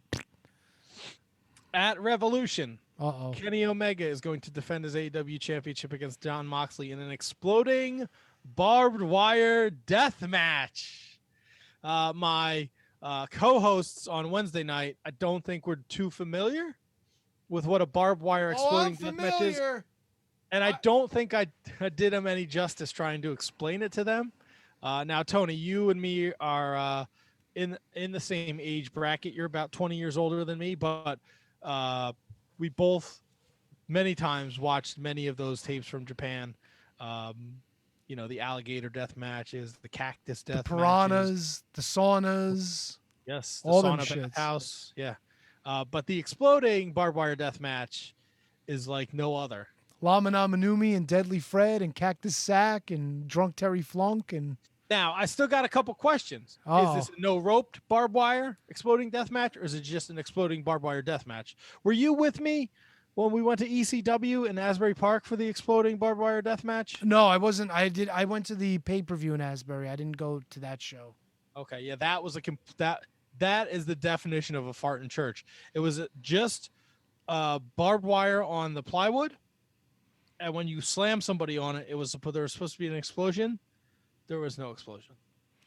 This is all right. I'm asking a serious question. Yeah. How many matches have Moxley and Omega had against each other? 2 now, right? Yeah, they had the lights out one one of the first pay-per-views. Yeah. What's the full gear last year, not 2020, 2019. Yeah, I know. Yeah. And then they had the one for the title where Moxley lost. And that was a gimmick match too, or no? No, that was just the Don Callis when Don Callis took him and they went to Impact. That was on Why? Dynamite. Can I just ask why? Like Why what? I get the promo, and can Kenny slow down a little bit when he's giving a promo? Can he be serious instead of just like, oh, I have to kill you. You know what I'm gonna do to kill you? I'm gonna put you in an exploding match, exploding barbed wire. Just fucking be tough. Be tough guy, Kenny, please, for 1 second. But that's not what he has to be during the promo because John Moxley is being held down by two men. I don't. Was he trying out for a play or something? Like, I didn't get it, dude. And why are we ramping it all the way up to an exploding barbed wire death match? And why are we doing this in the first place? Why not? All right, fine. Then why isn't every match an exploding barbed wire death match? Look, this is not something we've ever seen in America. Do we need, let me ask you, in 2021, for a major fucking wrestling company, do we need to see this? Do we need to see this? Yeah. No. Does this feud need this match? This specific match, no, but they do need a blow-off match, and they need to find a way to write Moxley off TV because I'm guessing after this he won't be around. Well, he's in terrible shape to begin with, so it's not like, he's going to be sticking around much longer anyway. Wow, still with the body shaming. Just Unbelievable. saying. This guy. Just saying. Look. So you're not excited about this? I'm really not. I cannot wait to see this. It's either going to be really good or really fucking bad. That's the only thing that may make this interesting, that it's going to be really bad. But do you want this to be really bad for your world title match? But that's the thing, Tony. You can't really make one of these a good match because the whole match is built around the explosions. And depending on the way it's set up, if it's you go into the ropes and there's an explosion, there's going to be a lot of that weird. It'll be like the Kane Undertaker Inferno match where they're trying to stick people's heads in the fire. I think you're painting yourself into a corner, but I have to find. I'm not the one in a friggin' barbed wire exploding death match. No, I didn't mean you. I meant AEW. But I have to see. Is it a no rope barbed wire match? Where are the explosions coming from? Is it an explosion when somebody hits a turnbuckle? Is it an explosion when somebody hits the barbed wire, the ropes? Like, what is it one giant explosion? Is it like a Hayabusa Onita match where there's a fucking countdown clock and it's in a steel cage? I got it. This is what's going to happen. They're going to have the entire AEW's women division at ringside, and that's going to be the fucking explosion. They already fucking blew it up. They might as well just fucking throw the dirt on it at this point. I don't know. Dude. Look, I'll wait and see. I'll hold judgment, but I don't think this is a good idea. This has bad idea written all over it. I love it. I can't wait. This is so exciting. You might be right though. This might be so bad it's good. Look, I think Casey Catal was in one recently in CZW. Really? I think so. In the last year or two. Why? I think it was like a big blow-off match. Why? And look, I know she lives for this shit, but why? I don't know if she does not live for death matches. Then why does she do them? I think it was a blow-off to the feud. Like it was the one time she did a death match. Can we get her signed to AEW? Can we get her away from the death matches? We could try. We could start hit up the Young Bucks. I'm sure they'll fucking listen. Okay, I'll do my best. Listen, send Kenny Omega a message, and if you want, I'll co-sign it with you. Tell him instead of putting in these fucking cosplayers that he's got in Japan, sign a real woman like Casey Catal. All right, that's what that division needs. I'll do that. She won't be afraid to cut a bitch either. Right? Sometimes you gotta cut a bitch. I'm excited. I can't wait for. Look. There's Cactus Terry Funk. There's Funk Onita. There's Onita Pogo. There's Hayabusa Onita. There's so many. Mr. Genesaki. Yeah, but I feel like that time is past. Don't you? Yeah, but everything's cyclical. Bring it around. Come on. If WWE has a fucking exploding barbed wire pay-per-view next July or something like that, I'm blaming you for this. I mean, at least they'll have a gimmick match for Great Balls of Fire. Good point, sir. Good point. Why are you blaming me for this? I don't write for fucking AEW. I work at the pizza place. Yeah, but you're like, this is cyclical. Maybe they're listening to you. I don't know. Maybe they're sneaking into your room at night. Maybe they can read your mind. Maybe that's why you can't sleep, because you got fucking exploding barbed wire death matches on the mind. I don't know. By the way, I found the promo where Lex Luger said Allocade's. Did you see it? I had posted up the link in the Discord. I did not. There's a fucking dude. It was so great. And he's like, you went over all my allocates, and Terry Funk looks into the camera. He's like this, and then he turns back. Oh, is that at like Clash of the Champions? Yes, Clash of the Champions 10. Fantastic. Look, I'm excited for this. All right, good. Be excited. I'll be excited I'm when they excited. actually start caring about the women's division and some of the other stuff. Look, Tony, Hikaru Shida, she's gonna wrestle for the second time this year, March 7th. Your women's Hikaru champion. Shida. She's the shooter, bro. Brother. She's gonna shoot you. You know who's gonna be on Dark this week? Hopefully Tombstone Jesus. No, JD Drake will be taking on Eddie Kingston. Ooh. You ever call a JD Drake match? I don't think I have. Call it what?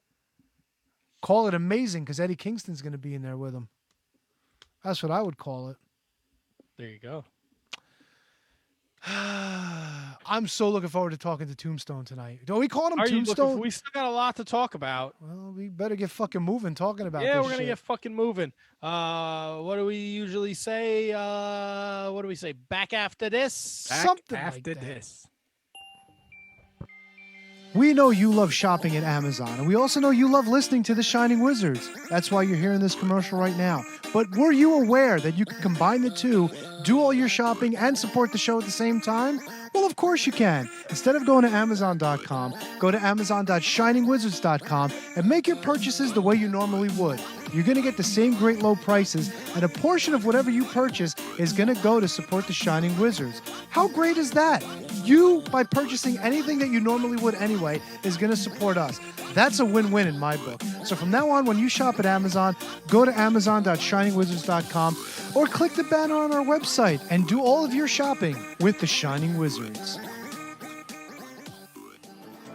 Your recognized symbol of excellence in sports entertainment broadcasting from the current to the way back. Join the impact player Phil Rea and the Portuguese man of war Choppy for the Turnbuckle Throwbacks Wrestling Podcast. Live every week on rantemradio.com. Get all our episodes over at iTunes, Stitcher, TuneIn, Audio Boom, Google Play, ShiningWizardsNetwork.com, and TurnbuckleThrowbacks.com. Are you tired of being told what to think and believe by Hollywood elites and politicians who just don't care about you? Tired of not getting the truth when you watch the news? Tired of trying to figure out what pronoun to use? Tired of mob mentality when all you want to do is think for yourself and make up your own mind? That's where we come in. This is Justin. And Vince. Your host of Inconclusive Breakdown. We are a weekly anti-PC podcast bringing you entertainment and current event news without any spin. If you want to truly stay informed on what's going on in the world, then give us a listen every Sunday, anywhere you get podcasts, at least till Zuckerberg and Twitter Jack deplatform us. And as always, we're proud members of the Shining Wizards Network. Tired of the PC police telling you what you can and cannot say? Want a show that travels back to the 80s and 90s, where the badass hosts have beaten down cancel culture on 3 separate occasions and carried on to gloat about it?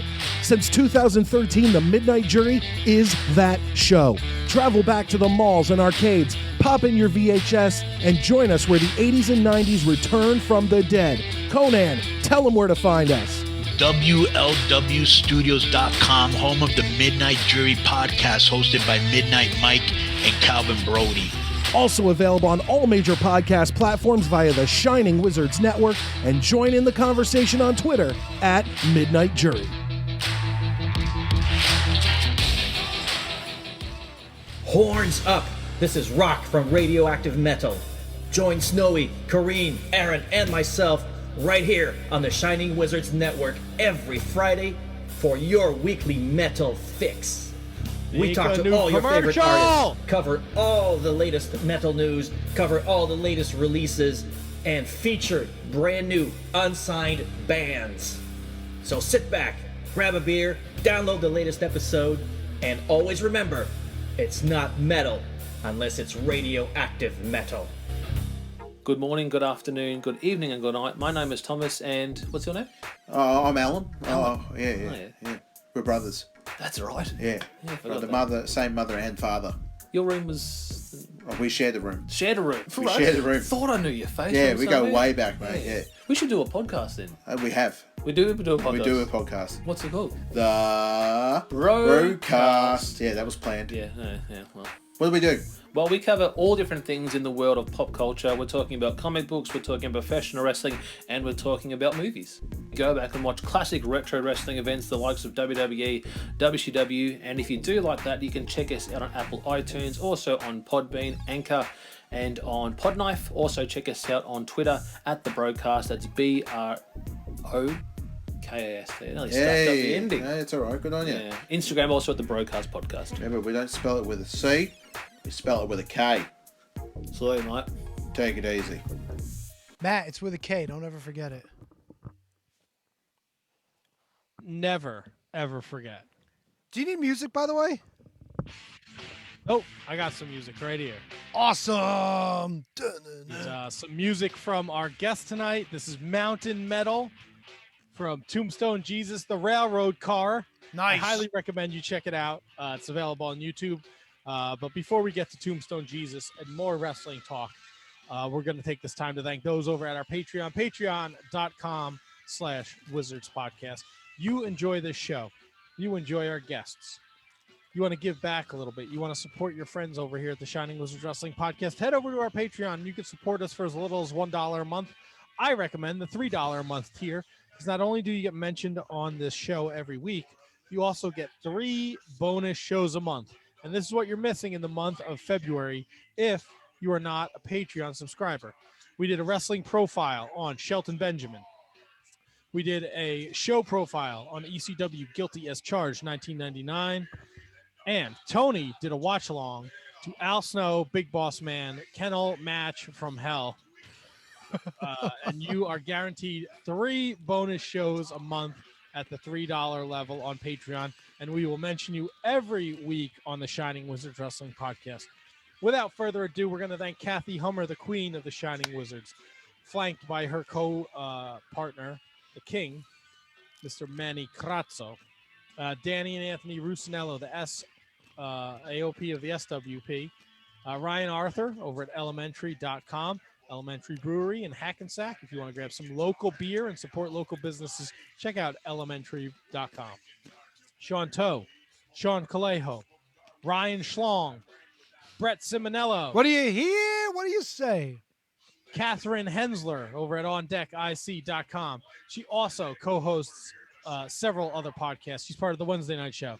She does Pick a Vinyl, which is a music one, which is super fun. You want to check that out if you're into music. And she does What's Good with Kevin Gill, friend of the show, Kevin Gill. I heard she's also got another podcast coming up where she's talking about AEW heels. God damn it. Ooh, a heels podcast. Nice. Matt Garifo, no relationship to the K. JG. Maddie Mellinger. Christine Friesendorf. Mark Parloni. Happy birthday, Mark. Happy birthday, Mark. Kenny Hossey, the Scotch Drinkmore of the Shining Wizards Wrestling Podcast. Jay Kopp, the Big Cop and Pump. The only thing worth listening to over there on the Turnbuckle Throwbacks podcast, if the audio is working. So, I don't know. It's a shot. Take your shot. See if it works. Thomas Copps, the Mott Spock. Michael Hammond. Mr. David Henry Bauer III. His pal Antonio Hosserman makes experimental music at harvestmanrecords.bandcamp.com. Carrie Cowling. Matthew Birch, the true Prince of Pro. Give him a follow over on Twitter. He's a great follow. Huge wrestling fan. Supports the independents in the Pittsburgh area. Good guy. He's like our resident wrestling knowledge dude. Anytime we need to know something. The wrestling knowledge dude. Yeah. Brother. He's a stat guy. The Bergman, the LeBron James of the Mattel Elite figure collecting community. And last, but certainly not least, Mr. William Mercier Jr. Lives are going to be in William Mercier's hands. You know what I mean? I do know what you mean, Kev. And if you got some hairy balls, you want to go over to manscaped.com and get those hairy balls taken care of. You want the Lawnmower 3.0? It's got skin-safe technology. It's got a flashlight. It's got a 90-minute battery. You could do it in the shower. You could do it on a bathtub. You could do it in your living room. You could shave your balls everywhere. As long as this thing's charged, you get 90 minutes of rip roaring excitement, and you don't have to worry about ripping your balls open. Because with the skin safe technology, you're going to be as cool as a cucumber and smooth as a baby's bottom. Yeah. But that's not all. Matt, I thought that's exactly what rip roaring meant. It is. That's not all. I mean, nothing says rip roaring like ripping your balls open. Because first you rip, then you roar. He makes a good point. It does happen from time to time. Not with the lawnmower 3.0 from Oh, no. .com. No. Look, maybe you're a little hesitant about the ball trimmer. All three of us have used it. We give you our word. It works. You don't have to worry about catching your balls in it. They also have the ball deodorant, which is great. You wake up in the morning, take a shower, you get out of the shower, you dry your balls, you throw some deodorant on, your balls will smell great all day. Guaranteed. Then you grab some crop mops. You throw those in your backpack. You take those to work. Some Mott's box? Crop mops. Maybe you're not feeling so fresh. Maybe you had to fucking run around. All right, the air conditioning don't work at the office. It's 100 degrees. You had to run to this guy's office. You had to run to the warehouse. Oh, yeah. You know, you got fucking swampy balls now. Maybe you're going out for a drink afterwards. Dude, you're out shoveling 6 or 7 inches of snow, man, in sweatpants and winter coats and the whatnots, and you're sweating. You hit the bathroom with your crop mop, boom, quick wipe, you're cleaned up, you're good to go. Mop it up. That's right. Got stinky feet? Grab the foot duster. It's great. It even goes in the shower. The Manscaped body wash is awesome. I have 2 bottles in the shower. I can't get enough of the goddamn stuff. I stopped buying regular body wash because I got the Manscaped stuff, and it doubles as a shampoo. Yep. So you can do body wash and your hair. Don't forget, you got to trim up you got some talons, right? Dudes sometimes don't know how to take care of their fingernails and their foot nails. They got the Shear 2.0 kit. You don't have to bite your fingernails, Kevin. You just go over to manscaped.com. You drop those Shear set right in there. Boom. You're good to go. And, of course, Kevin's got 2 doses of vaccine. Kevin's good. Oh, yeah. Put his mask on. He's going to load up his pockets with some beer drinking monies to pick up the honeys. I make it rain, kid. I make it rain, son. And he's going to throw on that Manscaped redefined cologne. That's some good shit. See, you guys, you're defined. Then you put that on, and then you're defined again. You're just so redefined. You're refined. You're redefined. You're everything in between. Oh, man. Rock those, the Manscaped boxer briefs. Whew, comfort level to the max. That's the key too, because the boxer briefs are actually very they're airy. Like it almost feels like you're wearing nothing at all. Like you get a breeze going through there, cool you right down, baby. And they'll be you're very, very movable in there. And if you don't believe us, see for yourself. Go over to manscaped.com. As you listen to the Shining Wizards Wrestling podcast, you put all this deliciousness in your cart. When you go to checkout, you type in that Wizards. WIZARDS. Boom, 20% off and free shipping. And it's not a one-time code, right? You want to grab the lawnmower?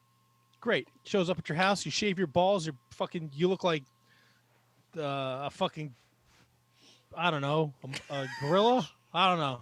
Gorilla. Yes, a gorilla. I was shaved. A hairy person. I don't know. You look like you got gorilla balls, right? You burn through a blade. You got to order replaceable blades.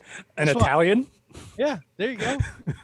You want to use the lawnmower 3.0 to shave your mother's mustache? Go nuts. Oh. Right? You know the Italian lady's got hairy lips. Yeah. You burn the blade out on her mustache? No worries. You can order replaceable blades, and you can use the code word Wizards, and you're still going to save 20% and get free shipping. So check out manscaped.com. Use the code word Wizards.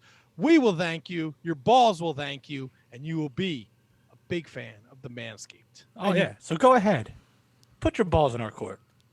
And your Italian grandmother will thank you as well. You guys didn't notice. I brought back the mustache. You guys didn't comment on that bad boy today. Is it not noticeable enough? You look the same every week? Yeah, pretty much. I didn't really notice a difference. Sorry. Oh, wow. I haven't had the mustache in like 2 months. I thought you had it last week. No.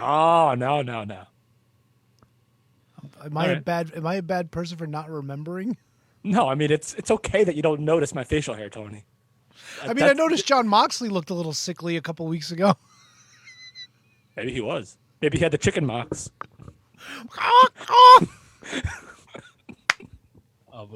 Maybe that's why they have to be in a barbed wire cage. This way the chicken doesn't run away. We didn't mention it going through our AEW notes. I think we touched on it briefly. Anna Jay out 6 months to a year. Anna. I always want to She do that. injured her shoulder training, so That's she's a gonna have to have shame. surgery. That's a huge blow to the women's division. Hopefully, we get the Alien back soon, though. I think that might help a little bit. Ooh. Yeah, I forgot about her. Kevin, Oh. you want to take us down? You got anything from Impact you want to talk about? Tuesday night's Impact. Kevin slays it on the Twitter machine.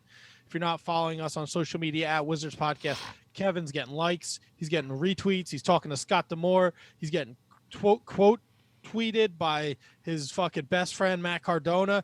Kevin is a master at Impact tweeting. Oh yeah, yeah. Me and my dear good personal friend Matt Cardona had a great little back and forth, little one-on-one ski. Of course, it was more one-sided than one-on-one ski. But he had a nice little promo back and forth. We start there with my dear good friends Matt Cardona and Brian Myers.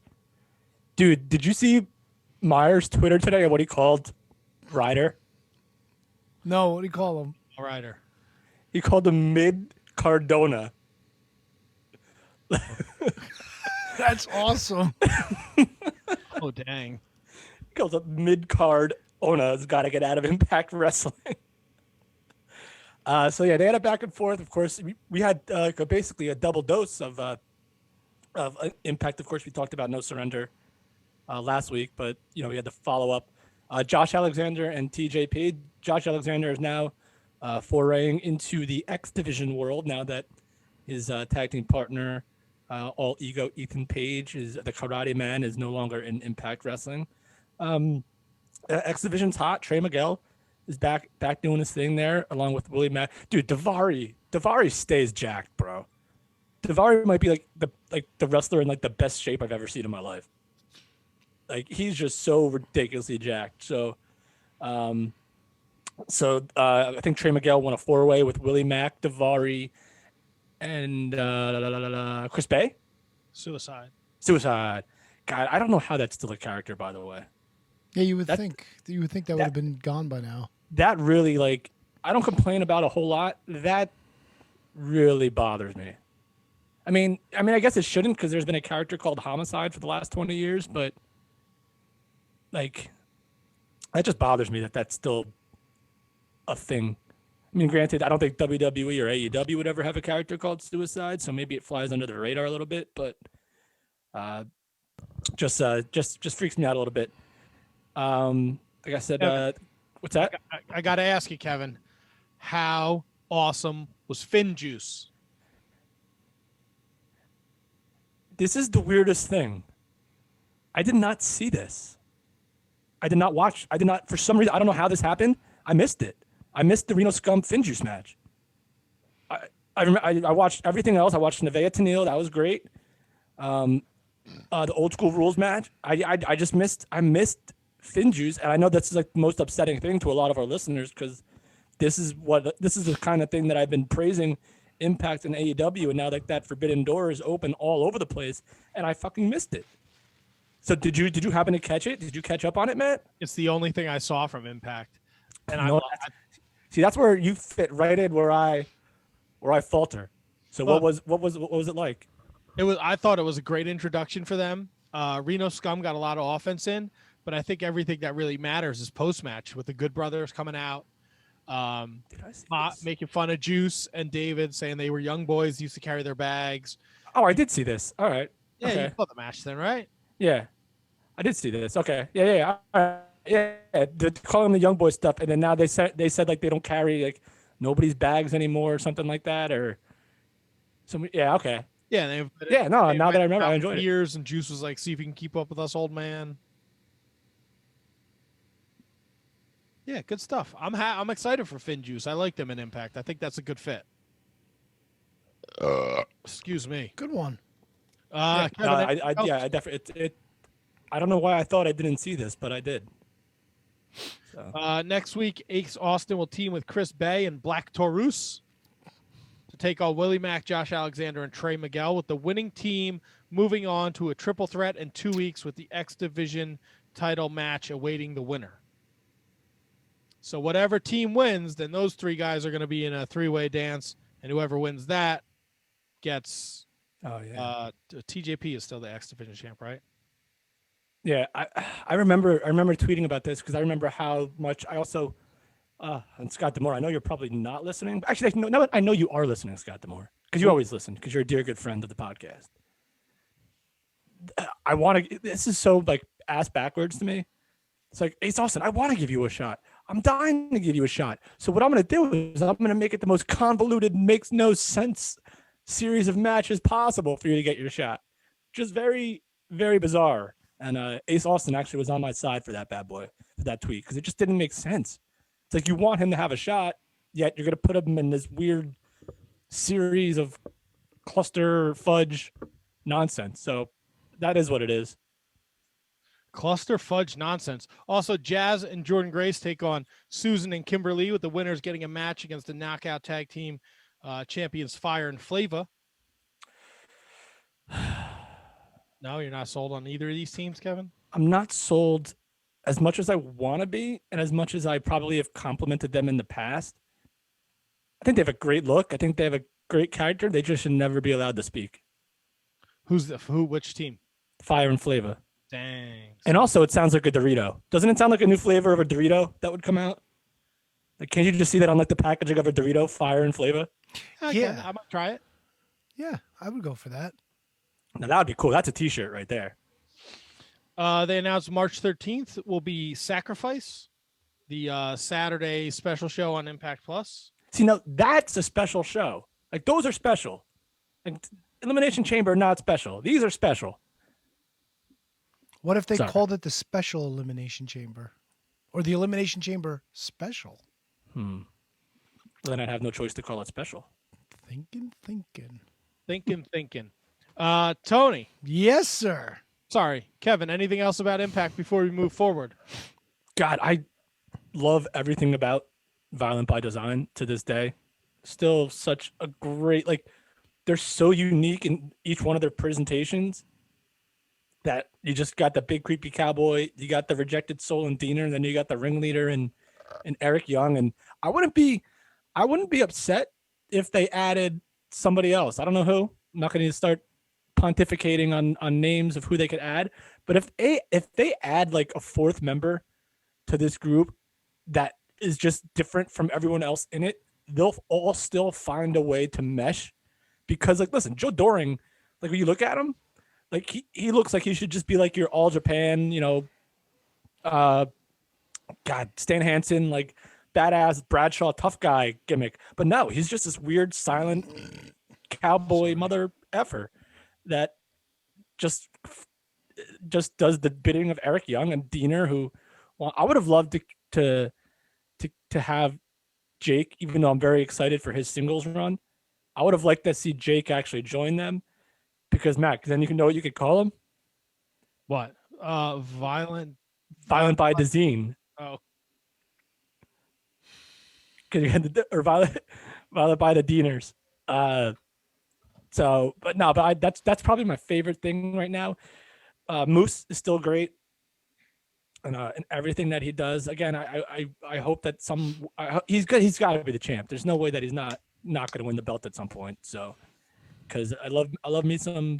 I don't really love me some Rich Swann, but I can tolerate me some Rich Swann. I just want that belt off him ASAP. All right. That's some Impact talk. Again, if you're watching Impact Tuesday nights, be sure to follow us at Wizards Podcast. Kevin crushes the Twitter machine, and interact with Kevin. He's watching the show. He's tweeting. Yeah. Having a good time. Yeah. So if you see that, and I would even maybe venture to say that maybe at some point I maybe do like a little short post show where I respond to all your tweets or something like that. If you want to get involved in it, something that we can fiddle with at some point. But I just respond. Some great people do actually respond, Matt. Berg is always kind of there. A couple of the podcasts, the guys over at Marking Out always respond and interact. And hi Tom 5 or whatever, and Vader. Sorry, I don't know all your Twitter handles by heart, but you're the regulars that always interact with me on Tuesday nights, and I really, really like that. So keep it coming, baby. Keep it coming. We're gonna keep it rolling. Tony, I'm going to ask your opinion first because you didn't I'm seem excited about this. You said you didn't seem too thrilled. What were your thoughts on MLW's Fight Island this week? Excuse me, it's MLW Filthy Island. Filthy Island. First of all, at the beginning, I was like, "What is this shit?" And then by the end, I was like, "This should be the show every fucking week." Exactly. Thank you. I think MLW did a great job with this. It was fucking nonsense. It was silly. It was stupid, but it was so fucking good. So good. I thought Tom Lawler and Dan Lambert were fantastic doing color commentary. And Dan Lambert would be like, "Why would you made this? Why is he wrestling him?" Exactly. It was so good. The way they were just going back and forth with each other. And the other thing was, this was apparently booked on Kevin Von Erich's property. And I was like, why are they booked on the Von Erich property to begin with? And then it was like, the Von Erichs are not going to be here. And then like 10 minutes in, the Von Erichs are like, we're here. We're making our way over to the ring. And it took them 45 minutes to drive to the ring. And I'm just like, how much fucking property does Kevin Von Erich own in Hawaii? This is insane. He owns the whole island. Apparently. I don't think Kauai's that big, is it? I don't know for sure, but my God, it took them an hour to get from one side of the island, from one side of their property to the other, which was just insane. Let me see. So all they did was shit on Low Key all night, which was fucking hysterical. All the jokes they were making. I will let you. That was the most disappointing part of the show. We didn't get there yet. Just to throw that out there. All right. We did get a finish though. I'll give you that. It wasn't great, but we did get a finish for a change. So Dominic Garrini took on Mona Loa, and Mona Loa was like looked like Conrad Thompson in a grass skirt and paint. That was from my notes. It was pretty short. For some reason, Dominic Garrini had a bag with a $sign on it, but all it had in it was cans of Spam, because I guess the Hawaiians love Spam. It wasn't even Spam, though. It was like knockoff Spam. Listen, it's Tom Lawler. He couldn't afford a lot of shit there. Did you see the fucking seats they had at ringside? Yeah, one looked like it came out of a van. Yeah, it was a van seat and a couch. They had a paid attendance of like 4 people, which was insane. Let me see. So, yeah, hip toss, choke out. It's over. Dude, Mil Muertes and Savio Vega had this death match at Chichen Itza in Mexico, and the satellite feed kept going out because apparently Tom Lawler didn't pay for a good feed, which was fucking awesomely hysterical to begin with. That was pretty bad. They kept hated this. I hated that. I hated the Aztec Jungle fight. I'm fucking done with the Los Parks. Yeah, Los Parks with them. I don't give a shit. shit about you. I don't care about your Spanish. I don't give a shit that the 3 of you look identical. Although the oldest one looks like he ate the other 2 kids that we never see.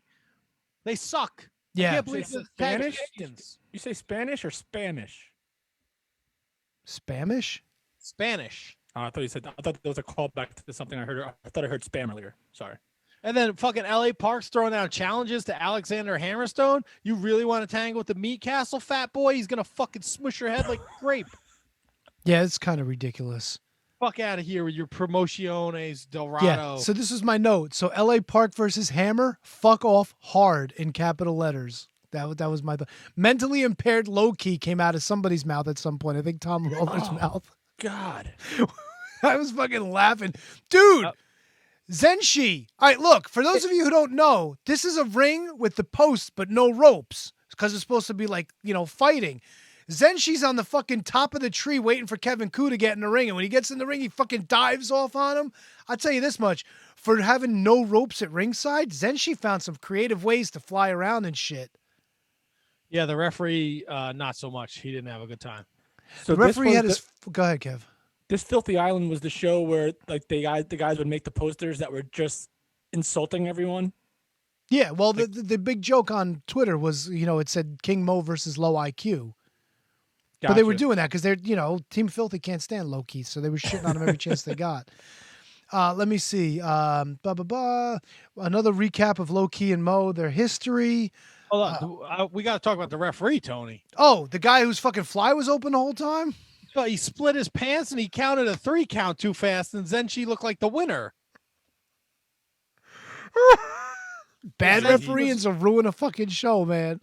This is Zenshi was wrestling Kevin Koo. Yes. The guy with the awful leg tattoos. Yeah, Kevin got the win. So then, I'm sorry, onward now. We see more of this fucking jungle bullshit. Yeah, there's more jungle shit, but we also get a moment with Dynasty. Richard Holiday and Hammerstone are in Hawaii. I thought we got Alicia too talking to TJP first. Was it down further? It's in my notes Yeah, somewhere. I think that was right before the main event. It's down further. It's much further down in the notes. It was because I got a whole bunch of shit about Zenshi. Ku wins with a Snapdragon suplex, not bad.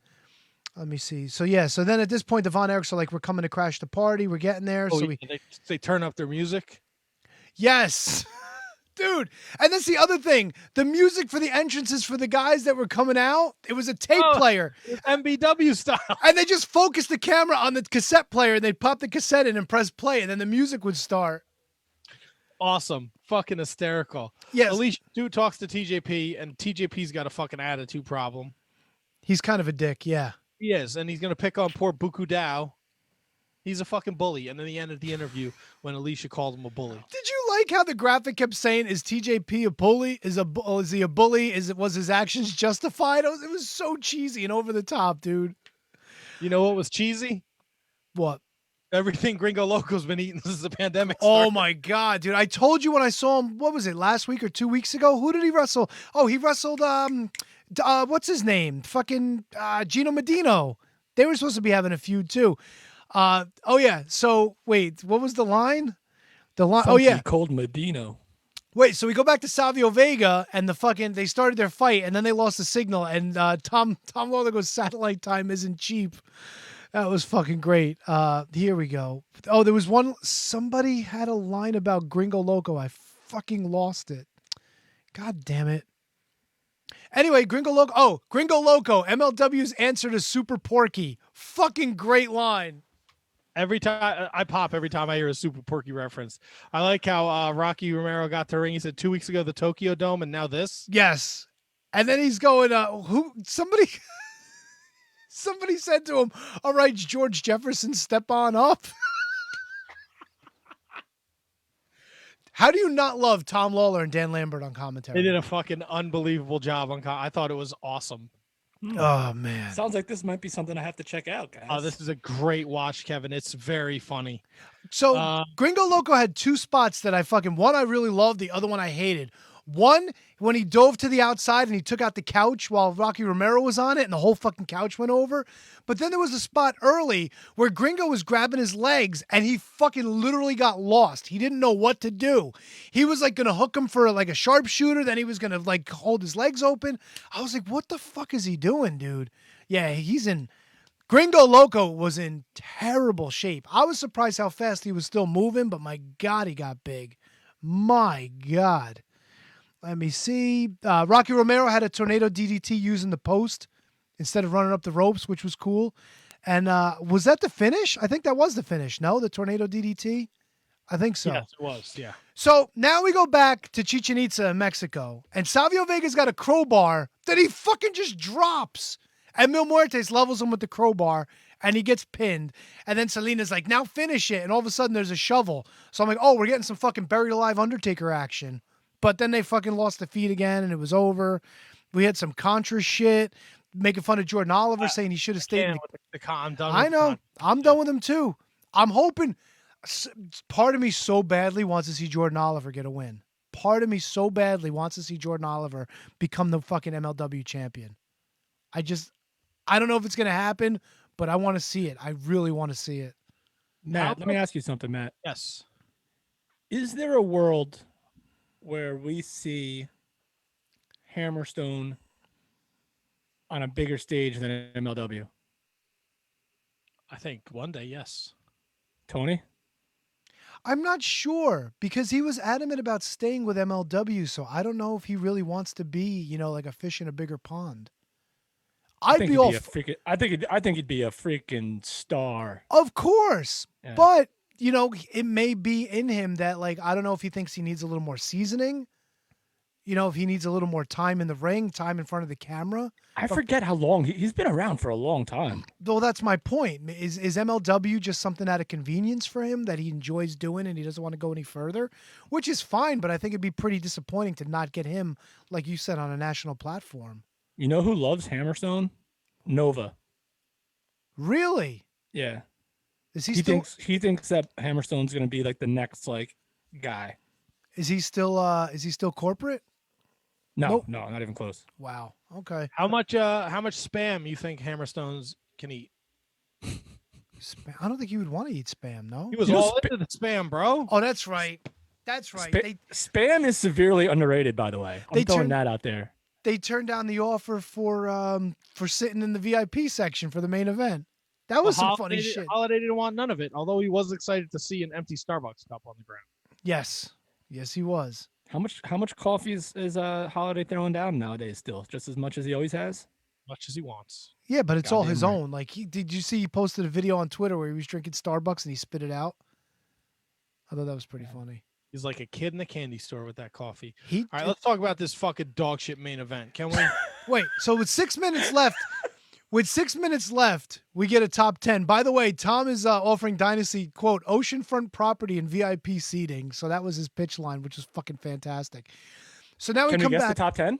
No. I didn't even write it down. It's the same people you always know. It's like Mads Kruger and everybody else. 5 minutes left. Loki comes out. 3 minutes left. Now they're finally there's 3 minutes left in the show, and now they're fighting. King Mo still doesn't know what the fuck he's doing. He picked up Loki at one point. I thought he was going to drop him on his fucking head. Let me see. So what did Key wind up doing? He was climbing up on Mo, and then when he slipped down, he got him in the submission. Is that how it worked out? It was super fast. It was a minute and 40 seconds. They built this for a year, a fucking year. Yep. Are you kidding me? Now, do you think they gave Loki a quick win just to get to a rubber match eventually? God, I can't. They gave him a quick win because King Mo sucks shit. Now, do you think like King Mo was tapping his hand? Do you think he meant to tap or he was reaching for the rope? That was just the way that Lawler was trying to sell it? I don't fucking know. I was so annoyed at this. And the Von Erich show up in their fucking Blazer or whatever. It was a Jeep and they were blasting their theme music on the Jeep as they pulled up. How fucking cool is that? So we got and here's the funny thing, right? So Team Filthy is fighting with the Von Erichs and Loki, and King Mo is nowhere to be found. King Mo wasn't involved in that shit. Where the hell did he go? He went home because he's a bitch.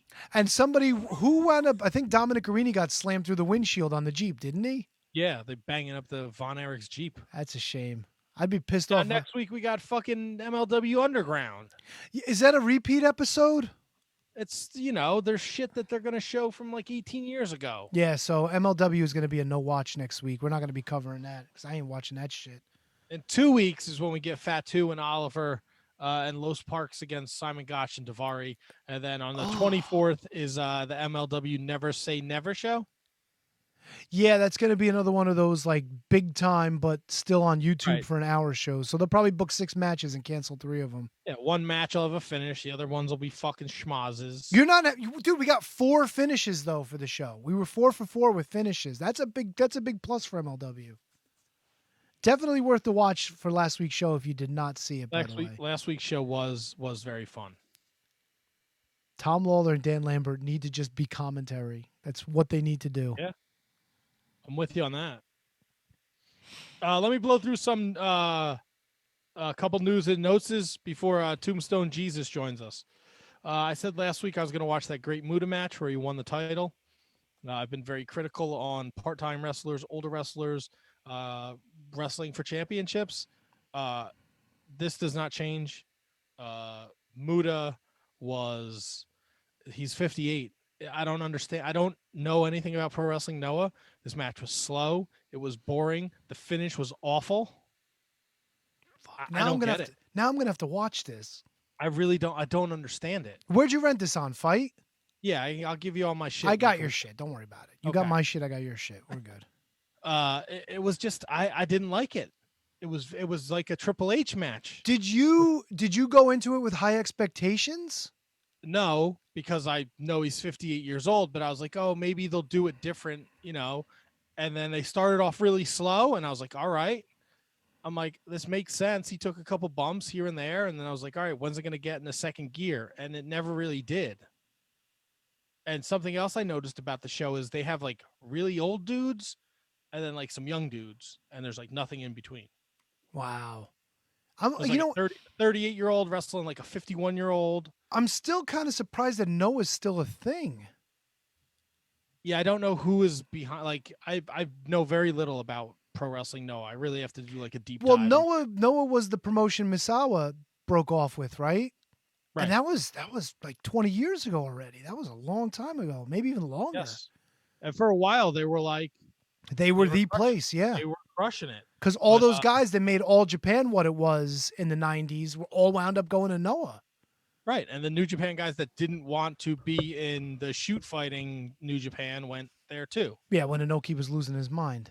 Yeah, so I did not think this was very good. I talked about it in the Discord with some people. They think it's a PR stunt. I get it, but like, I don't know. Is this going to get more eyes on Pro Wrestling Noah? You know, like the way Aja Khan got in the ring, where she took like one step at a time, was the same way Muta left the ring. Like it's so sad. To yeah, hear like that, I don't dude. want to see that. That's not. And he wasn't in the face paint. He was wrestling as Muto, not the Great Muta, but still, like, I don't know. That's kind of rough. Yeah, it was rough. You know what else is rough? Uh-oh. New Japan Pro Wrestling. Dude, when I read this news, I was like, no way. That throws such a monkey wrench in anything and everything. That might be the big... He's the single most important person to that division, and that completely fucks up the whole division right now. Yeah. Someone tell me. 'Cause I have We no will idea fill what you you're in. talking about. Do we know the match? For what? When Do he we got know when hurt? it happened? Hiromu Takahashi was taken off the road. He got injured at the February 20th Road to Castle Attack event in February 19th. It was against Kota Ibushi and Homa. Hanma, yeah. Hanma Mania. It was a tag team match. Him and Shingo against Hanma and Kota Ibushi. So he is out, what they say, 6 months? Yeah, 6 months at least, Torn yeah. left pectoral muscle. Not only does this affect the IWGP Junior Heavyweight Championship match, he was also in the IWGP Junior Tag Team match. Yep. So this really fucks up the whole division. Also, Naito was not wrestling because he had been hurt with a knee injury. But he said he will be back on what's the date I have? That's a lot of spoons out of the porridge. Yeah. Not good. Somebody knocked the bowl over. Jesus. They've held 24 events in the first 50 days of 2021. That's a lot, dude. And they have 40 more shows scheduled for the next 73 days. Oh, my God. I guess they're really trying to get their money's worth, huh? I mean, it's all leading up to, so this drastically changed the Castle Attack card. There's no junior heavyweight match on there, and there's no junior tag title match on there. They did announce that New Japan is in talks with Access TV about a possible return. All right. Have you watched the new show that came out on the Roku channel yet? I have not. I haven't checked it out yet either. It's probably something to put on the to-do list for this week. Yeah, I think they're playing a lot of stuff from like Wrestle Kingdoms and stuff just to get people acclimated with the program. That's cool. With the stars. They announced that Yano will defend his King of Pro Wrestling title against Chase Owens in a Texas strap match at Saturday's Castle Attack event. Not to be confused with the Chicken Chamber match. And that is most of the New Japan news. Obviously, the big Hiromu injury is a huge blow to the junior division and New Japan as a whole. Quickly, just want to run down Ring of Honor TV that I watched before we did the show. We have new 6-man tag team champions. Shane Taylor and the Soldiers of Savagery defeated Mexi Squad. Nice. Awesome 6-man tag match. Bateman lost to Mike Bennett, and then Taven and Bennett broke Bateman's ankle, very similar to what they did to Bennett, because Vincent refused to come out and save Bateman and have a match with him. Yeah. So as Bateman is writhing in pain, Matt Taven's yelling at him, and Bateman's just laughing like a lunatic. So we have that story. And in the opening match, it was the Briscoes against Kenny King and Dragon Lee. Winner gets a tag team title shot against Gresham and Lethal next week. The Mercenary, Flip Gordon, interfered, kicking Mark Briscoe off the top rope and causing the Briscoes to lose. Post-match, EC3 makes his return. Ooh. And he talks a little bit of shit to Jay Briscoe about how he respects him. He's the only man that has honor in this company. Is it honorable to accept money to interfere in a match? Implying that because Flip Gordon is the Mercenary, Flip took the money that E3 gave him to interfere in the match. And then, of course, he finished it with control your narrative. So next week, Shane Taylor, Roosh, Lethal Gresham against Kenny King and Dragon Lee. Wow. Good shit. I'm loving it. It's the best hour of TV. I wish we had more time to get into it. I know our guest is in the queue. Oh, boy. It's time. Oh, no. We've been waiting for this I'm so nervous and weird, excited. I don't know. It's Tombstone Jesus time. Can we bring in Mr. Tombstone Jesus? There he is. Yeah. Fuck yeah. Is he frozen already? I don't know. He's connecting to audio. He's Mr. connecting. Tombstone So Jesus is, give him a second. He's all the way out there in Utah. Johnny Utah. Do we keep him in the queue too long? He's probably angry at us. Here he is. No, he looks good. He looks like he's having a good time. We're waiting for him to connect to the audio. We can't hear you, Mr. Jesus. Do I call him Mr. Jesus? Yeah, do we call him? Do we just call him TS Tombstone? You call him T-Stone. Call him Tombstone. Call him Jesus. I wouldn't call him Mr. Jesus. I'd call him Mr. Tombstone. How about TJ? That wouldn't be a bad idea. Don't worry, he's getting there. His audio's got to connect. He can probably hear us. Yeah, we can't hear you yet. Don't worry about it. We'll get it figured out. We'll figure it out. Technology, baby. We always We're figure it rocking and out. rolling. I thought they had better. I thought they had better internet in Utah these days. I don't know shit about Utah, bro. There he is. Nope, now he's muted. You're muted. Just click off your mute button. There we You go. on Your mic's on. You're just muted. This is perfect. There we There go. we go. Oh, Yeah, first time zooming, baby. Nice. Get at it. Really? Right on. This is your first time using the Zoom? First time.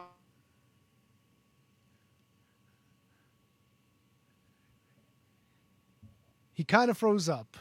I can't tell if that's me or not. No, What? it's yeah. Don't worry about it. He'll come back in. We'll get this rolling. It's technology. It's what we had to deal with the whole back end of 2020. So what There do we go. we call you, Mr. Tombstone? Do we call you Mr. Jesus? What's the proper? You know, everybody calls me Tombstone. Nice. I like it. Yeah. Everybody calls me Tombstone. So you guys call me whatever you like, but just don't call me late for dinner. Nice. No. All bullshit aside. No, everyone calls me Tombstone. Tombstone Jesus. Doing a little heel run, going as Tombstone Judas now and again. Having fun with that. So Are you having fun with this guy who may or may not be your son, Otto von Clutch? Because I've been following what's been shit. going on in the life of Tombstone lately, and I got some questions. I got to know the story. all right. This is the way it went down. I'm in a 5-on-5 match about 2 years ago in Salt Lake City. And Devotion Championship Wrestling booked Otto von Clutch, and he was on the other 5-on-5. He was on the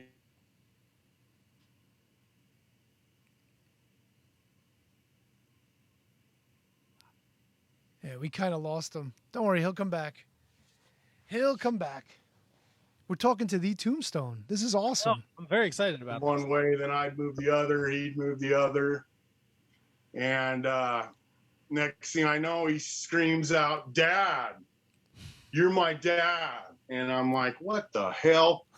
And he's all, Dad, that's my dad, everybody. And I'm like, bullshit. No, I'm not. And he's like, yes, you are. No, I'm not. And we went back and forth. And I ended up beating him, sending him on his way.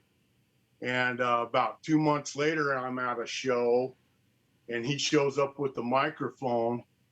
and going on and on again. And you're my dad. You're my dad. And, you know, I thought it was all a joke. And then he dropped his mom's name, and he dropped, you know, 1989 in Los Angeles, California. And so I'm like, well, all right, this could actually be a possibility. So I told him, look, kid, if you think you're my son, if you're tough enough, you got enough of the old man's DNA in you.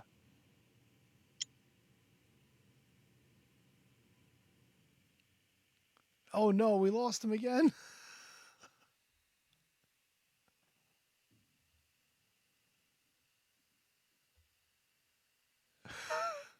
Don't worry, he'll come back. I know he will. There he is. You guys there? Did you lose me? We lost you just a little bit after when you were putting the 1989 together. That was a possibility. Right. So, I mean, it turns out, looks like that this kid could be mine. So I told him, look, you know, we need to settle this like everything in the world should be settled in the ring, right? So, you know, I told him, look, if you got enough of the old man's DNA, or you can beat me, you can actually beat me, I'll submit to a DNA test. And so we had the first ever DNA match in Salt Lake City, and I won the match. I beat him.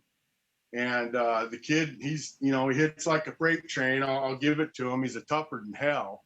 But I beat him. Well, I'm done. I'm getting ready to celebrate. I'm trying to move my way on out of the ring. And in comes his mother out of nowhere. And she grabs the mic and starts jopping and yopping. And I haven't even seen this woman in like 29 years. Well, she hops in the ring and starts beating the shit out of me, dude. I mean, lighting me up. Right.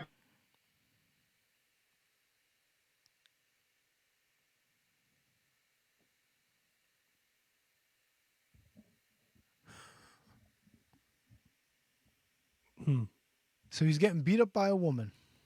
Son of a bitch. That doesn't sound very There Tombstone had to have been a Jesus million to me. This Is Wrestling chants. I want to know if he hit her back. I don't think they should have like a DNA results on a pole match. Look, if you get in the ring and you're flapping your gums, yeah, you get, you know, don't mess with Tombstone.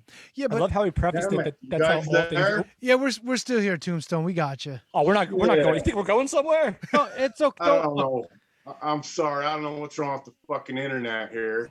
You're good. You guys still got me? We got you. All right. Good. So look, she gets. So his mom gets in the ring. She starts beating the shit out of me.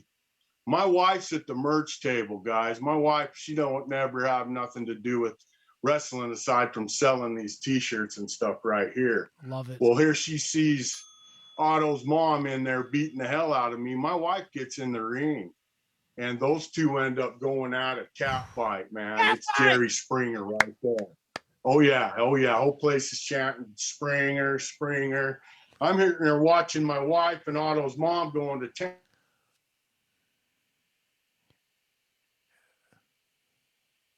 I wonder if we take him off a video, it might help him out a bit. I want one of those pink hats. I want Tombstone merch. That's what I want. So, damn it, I think I lost you again. You there, Tony? We are here. We are here, Tombstone. I don't know if it might be easier if you want to cut the video for now. Maybe that might help. Yeah, let me see if it'll help. Sorry about this. No worries, my friend. No worries I've had whatsoever. so many damn issues. I don't even know where I got cut off on this story. We got to the cat fight. All right. Can you guys hear me? We got you loud and clear, my man. All right. In comes the cat fight. All right. Otto's mom and my wife are going at it. I'm watching the whole thing go down. I don't know what the hell to think. And Otto hits me with one of those goddamn kicks and knocks me out. Well, Otto brought in a nurse from LA and they cut a lock of my hair and they actually stole my DNA. Those son of a bitch. Dirty fuckers. Right. Right. So I'm hotter than hell over that. And he don't look like you, Tombstone. you know, he's the kid's got a lot of his mom's looks.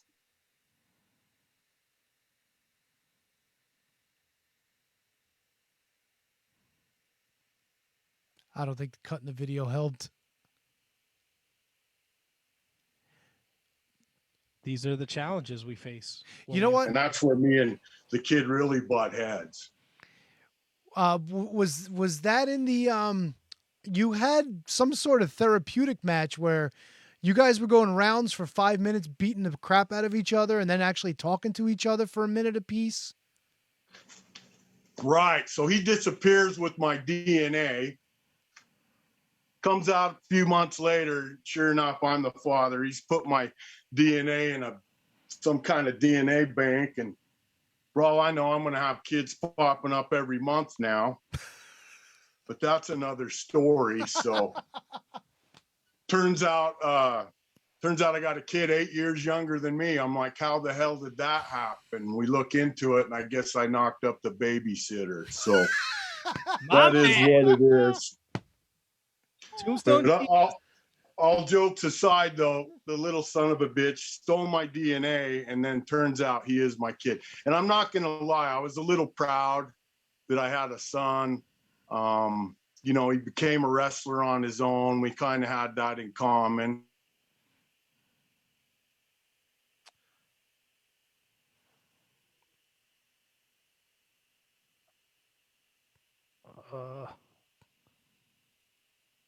Do you want to shoot Tombstone over the He's only got about 10 of them. So we got a whole shitload of ass whoopings to go. And I figure when I get done giving him all his ass whoopings, then his mom can pay me for the upbringing he finally gets. Yeah, we ended up, you know, we butt heads. He don't live too far from me, and we've kind of been trying to connect a little, and you know, I kind of love to hate him, but we booked in Barstow, California, Destination 6, great company, great wrestling company. We had the first ever Growing Pains match. That's the one. And this was a 60-minute time limit, and we had 5-minute rounds followed by 2-minute therapy session where each wrestler gets to speak for a minute. And you guys, it's on YouTube. It blew up on Facebook, and then later they put it on YouTube. You got to check it out. We beat the shit out of each other, and then we get a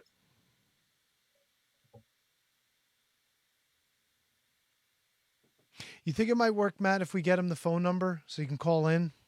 I can try and pass that along. I got to find all that shit, Tone. Yeah, I think I could copy pasta to you. Hold on.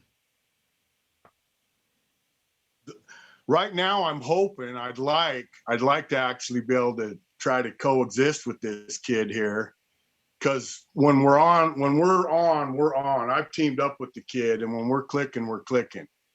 And you know, I personally think that there's no team in the country that can beat us when we got it going on. The question is, we'll probably end up, you know, beating the shit out of each other before we leave the arena. Because, you know, I can't travel with the kid. It's like Homer and Bart Simpson all day long with this guy. I mean, it's tough. It's tough. No one pushes my buttons like, you know, Junior. And he's my little bipolar bear, you know. I mean, he really is. You never know when this kid's going to flip out. And so it's, you know, I figure he's here to let me know that I'm human and I make mistakes, and there he is, one of my biggest mistakes.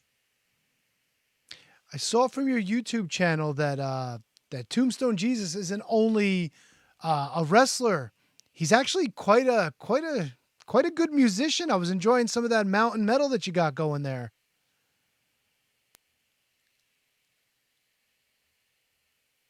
And did we lose him? I'm going to shoot that message over. Okay, yeah. It might be.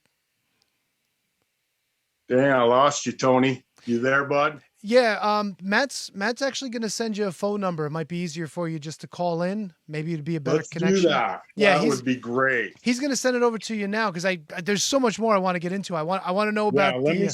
Let me stop this and send me that phone number. I'll be calling in. He was going to send it to you right now, Tombstone. We'll get you back on in a minute. All right, buddy. Tombstone Jesus. Listen, Well, these things happen.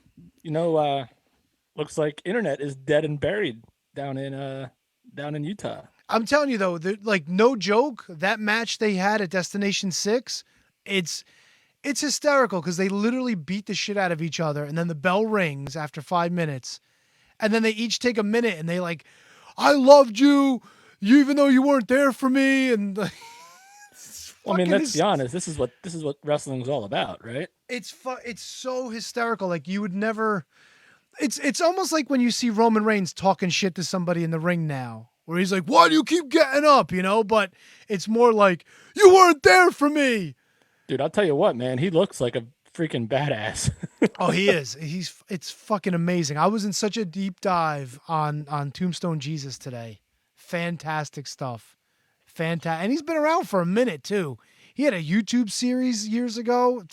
It's so great. Great stuff. Stuff to dive into. I sent the info over. Hopefully he's able to call in. Okay. Because I would love to finish talking to him tonight. Yeah, we haven't even scratched the surface on Tombstone Jesus. Maybe this is heel Tombstone Judas. Maybe this is why we're not. Maybe he's healing us. That's a good question to ask him. Good question to ask him. Yeah, I'll leave that. I probably won't ask that question. No, ask him. Are you healing us, brother? That's all. Is this a rib? You ribbing us? Dude, what a first of all, despite the choppiness of the story, that was a great story. The mother of his child and his wife got into a fight in a ring.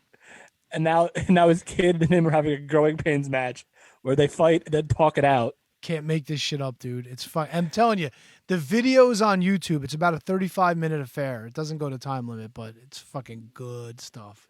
Yo, despite whatever, I don't care if you're a purist. I don't care if you're into the Gaga. That's a funny thing. That's a good concept and kind of something clearly we've never seen before, unless you're just some jamoku.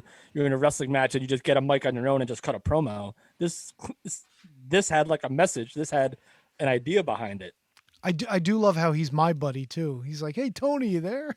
Oh, Tony, it's all you, man. This is your This is your BFF now, baby. Here he comes. Let me see if I could. I'm getting one of those hats. Let me see. Tombstone, we got you, brother. All right. Can you hear me? We got you, my man. We got you. We're good to go. All right. God, sorry about that. Don't ever apologize to us, Tombstone. Yeah, please. Please. The mistake was probably on our end. You guys are awesome. So where were we? What actually got through and what didn't? I just want to know, how does this Destination 6 concept come about where you guys are going to wrestle and then have therapy with each other? Where does this idea come from? Because it's brilliant. I don't think I've ever heard of that before in wrestling. My kid is a smart dude. He really is. And Otto came up with the idea. Chip off the old block, huh? He's a chip off the old block. He's a little piece of Tombstone genius. So. Oh God, I love that. Yeah, he's good, man. And I love working with him. I'm proud of him. All jokes aside, he drives me crazy, and we're fighting in public constantly. But he's a good kid, and I'm proud of him. He's got a lot of potential, and I plan on helping him go on his way. Really do. I got to know what comes first. Does Tombstone Jesus, the wrestler, come, or does Tombstone Jesus, the musician, come first? Because I got to be honest with you, man, I've been checking out a lot of the music. I'm digging what I'm hearing. Doesn't matter. Yeah, I am the mountain metal messiah, man, and I'm appreciate you guys checking out my music. There is a shit ton of wrestling fans that still have no idea that I'm a musician. And I appreciate you guys listening to my music and bringing it up. And I'll just tell you kind of the story of Tombstone Jesus. I got you guys there still? We are still here. Yeah, sir. we're here. All right, guys. So I was probably about 10 years old, and I think my school teacher told me write down 3 things you want to be when you grow up. And I wrote down a pro football player, a pro wrestler, and a rock star. And my teacher told me these aren't realistic goals. And I told him, well, did you write down 5th grade teacher when you were a little boy? And he didn't care for that remark. And, you know, I stuck to it. And years later, here I am in life.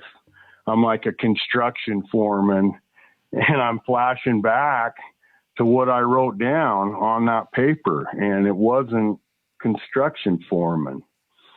And so, you know, being a pro football player kind of came and went for me. At the time, I didn't know what type avenue I would take to become a pro wrestler, but by God, I knew I could be a rock star. And so I started my band.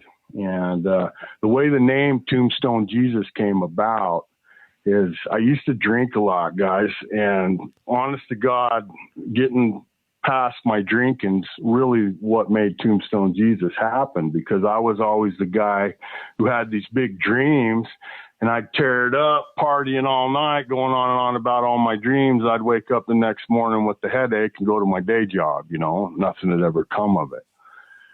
And I've always been this guy in my head, you know, I've always been a wrestling champion. I've always been a rock star. I've always been everything I wanted to be in my head, you know, and that would really come out when I was partying.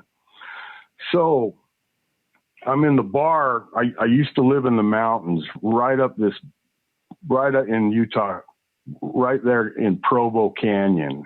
It's in between Mount Timpanogos and a mountain called Cascade Mountain. And Robert Redford owns a ski resort right there by where I lived, and that was the closest watering hole. So that's where I'd go in, get my drink on every night. And when I'd walk in the door, the guy who's up there playing music would stop. And this is like late 90s, and a lot of guys weren't really rocking the full beard then, you know, and I had the full beard and I had the long hair. And I'd come walking in the bar, and the guy'd stop playing music, and he'd say, "Ladies and gentlemen, Jesus just entered the building."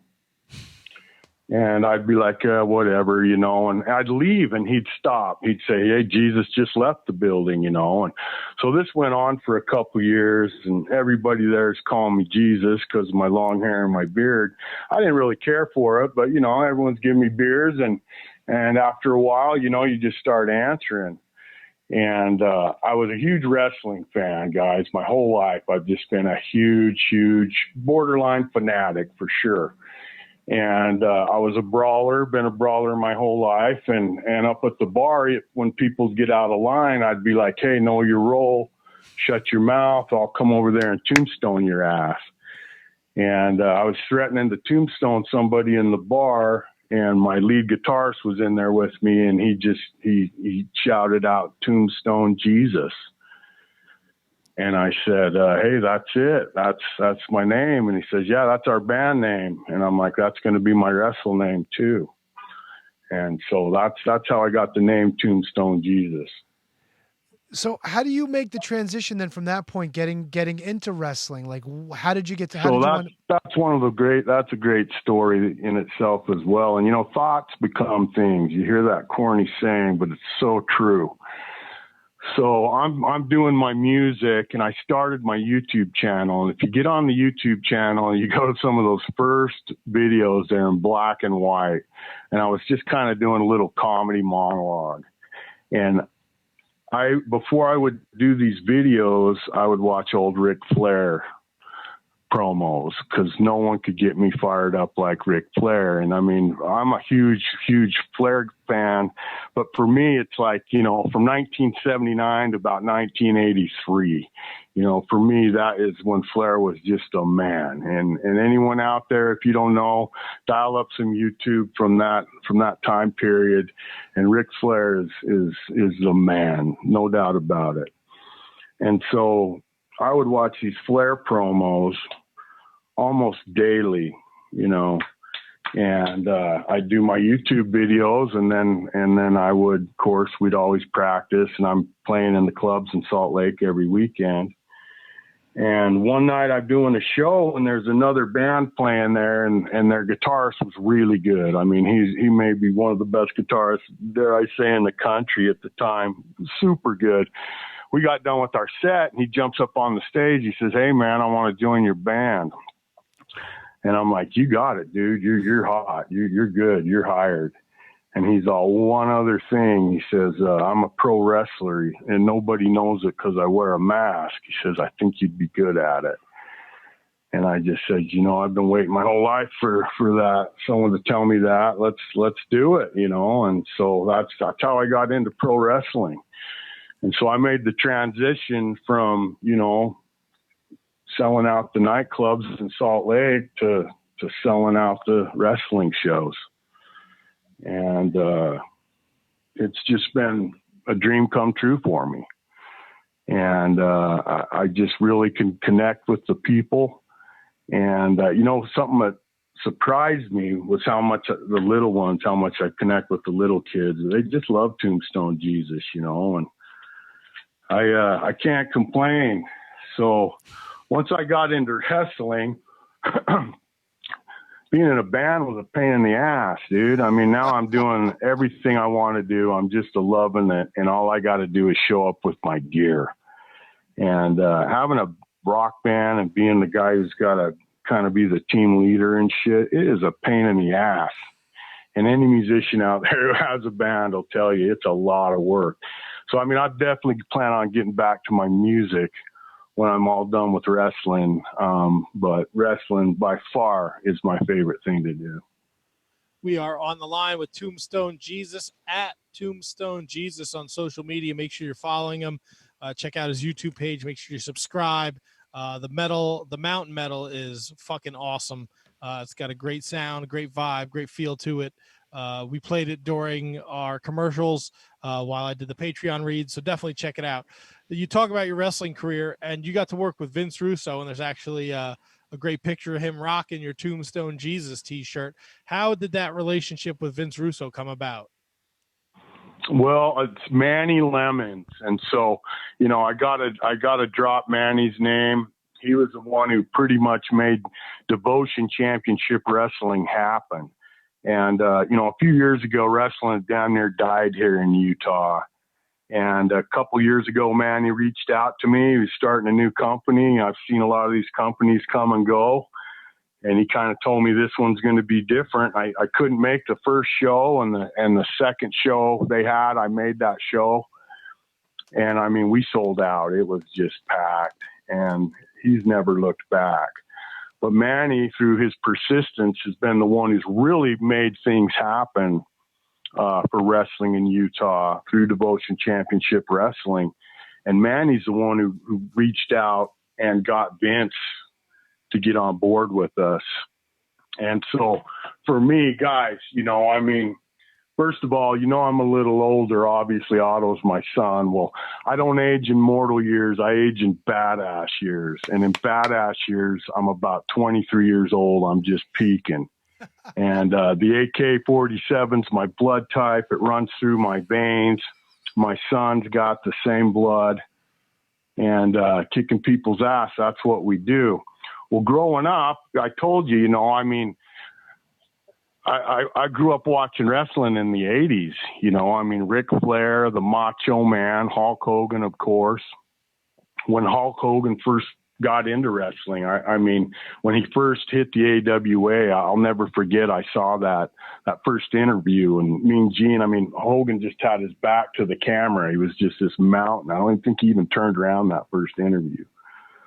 And I was just like, wow. So for me, all that wrestling, being able to be influenced by wrestling in the 80s when we had the characters that were just larger than life. And I got to enjoy all of that, but it peaked in the Attitude Era for me. Okay. And so for me, the highlight of wrestling in my life was like Stone Cold and The Rock and Mankind, The Rock and Sock, all that shit. And it was Vince Russo, and so when I got an opportunity to work with Vince Russo, I'm like pinching myself. And I can't tell you what a cool guy he is and how approachable he is and just what a down-to-earth genius he is as well. And it's an honor to have, Vince Russo. He writes and produces our show. Guys, it's on Fight TV. We're on Amazon Prime as well. And, of course, YouTube, Devotion Championship Wrestling. Check it out. written and produced by Vince Russo, and the guy's just a stud. You can follow them at DCW Salt Lake City every Thursday night, 7 p.m. Fight TV. The music and the wrestling. You said you're going to go back to doing the music when your wrestling career is over, but do you balance both? I know there's that video for Sasquatch that's out there, which is really a lot of fun, and the music is awesome. Do you find time to do both? I guess with the pandemic, you haven't been able to wrestle as much as you usually are. When I first started wrestling, I did both, and I would actually book shows on the same night that I wrestled, just to get them both done in the same night. So I'd be up on the stage sweating it out, belting out my mountain metal like an hour after I got out of the ring, beating the shit out of somebody. And it just got to be a little too much for me, to where I like to just focus on the wrestling now. I've got like about 3 full albums of recorded music out there. There's a lot on YouTube, but there's a whole lot I haven't released. And one cool thing about music, I mean, look at the Stones, look at Ozzy. I mean, you can do it for a long time, guys.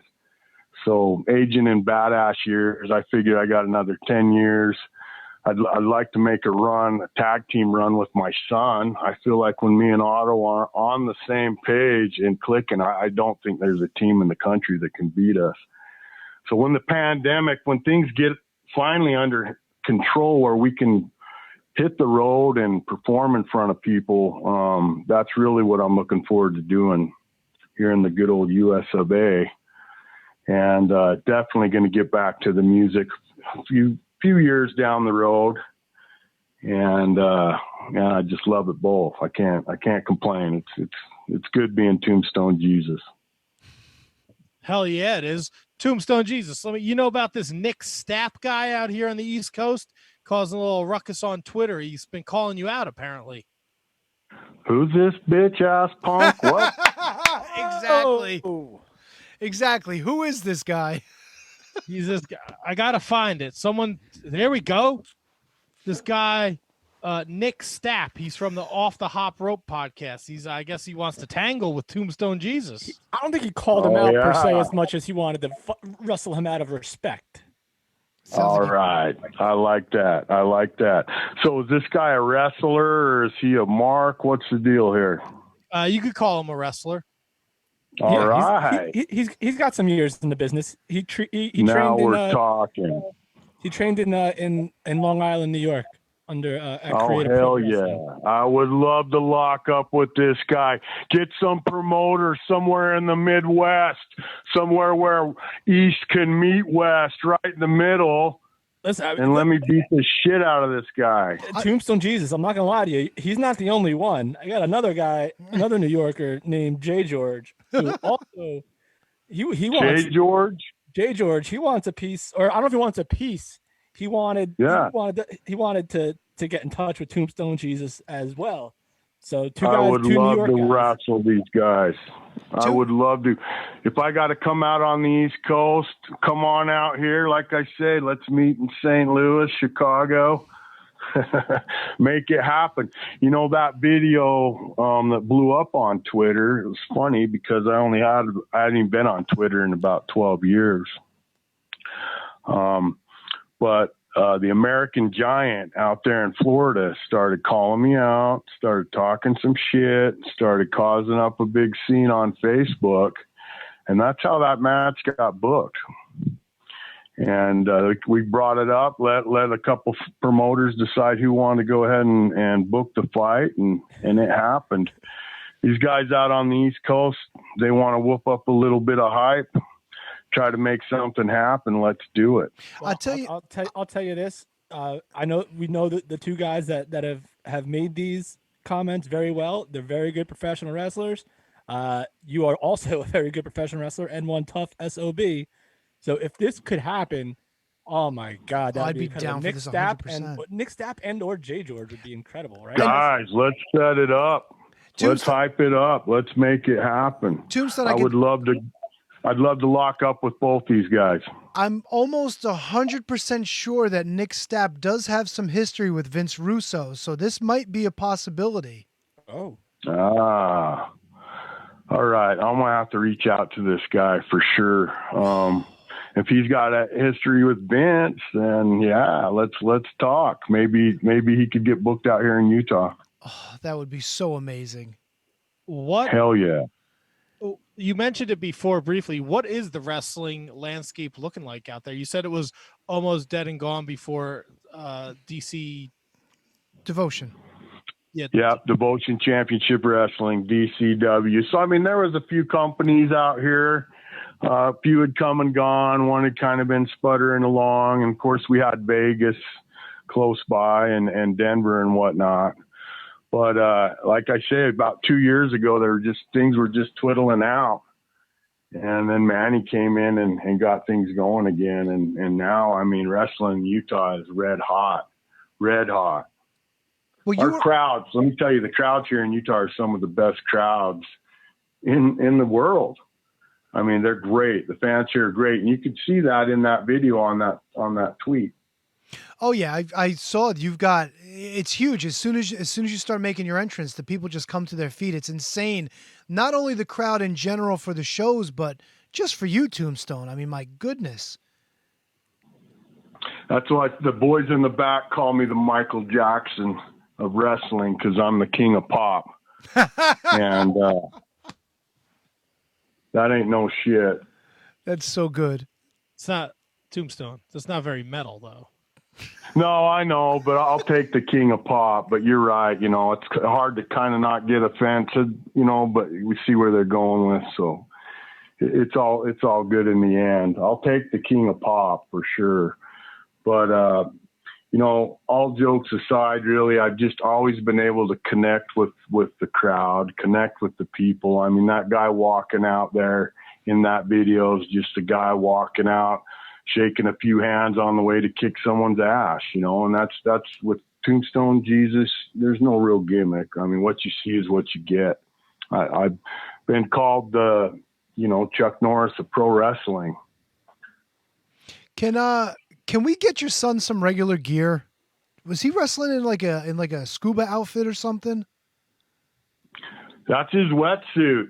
Yeah, he's a surfer. The kid's a damn surfer. He was a professional surfer before he started wrestling. He's a good surfer. He's supposed to take me out. We'll see if I drowned or not. I'm a snowboarder. I'm in the mountains. I haven't done a lot of surfing. But yeah, that's his wetsuit. Okay. And he's always barefoot. Let me tell you, that kid's kicks are lethal. I mean, he's got some wicked kicks. He's a tough son of a bitch. Oh, I saw him, no doubt. But I mean, you snowboard, but you're not wrestling in your snowboard gear. I mean, come on, we got to get this guy some short trunks. Seriously, I mean, I think Tombstone's got to help him out, get him a pair of knee pads, maybe some cowboy boots. You know what I'm saying? If he's gonna be if he's your son, we got to get him in. You know, he's got to play the role. He's got to be your son. You know who else? Yeah, I don't know. He's put my cowboy hat on a couple times, and he claimed it burned his head. So, you know, I don't know. I mean, that's part of the deal with him. You know, that's kind of we're complete opposites in a lot of ways. But on the inside, you know, we are the same. So, and we're the dysfunctional function, man. That's us, a dysfunction function. No, the dysfunction junction. That's us. Sorry, Ben.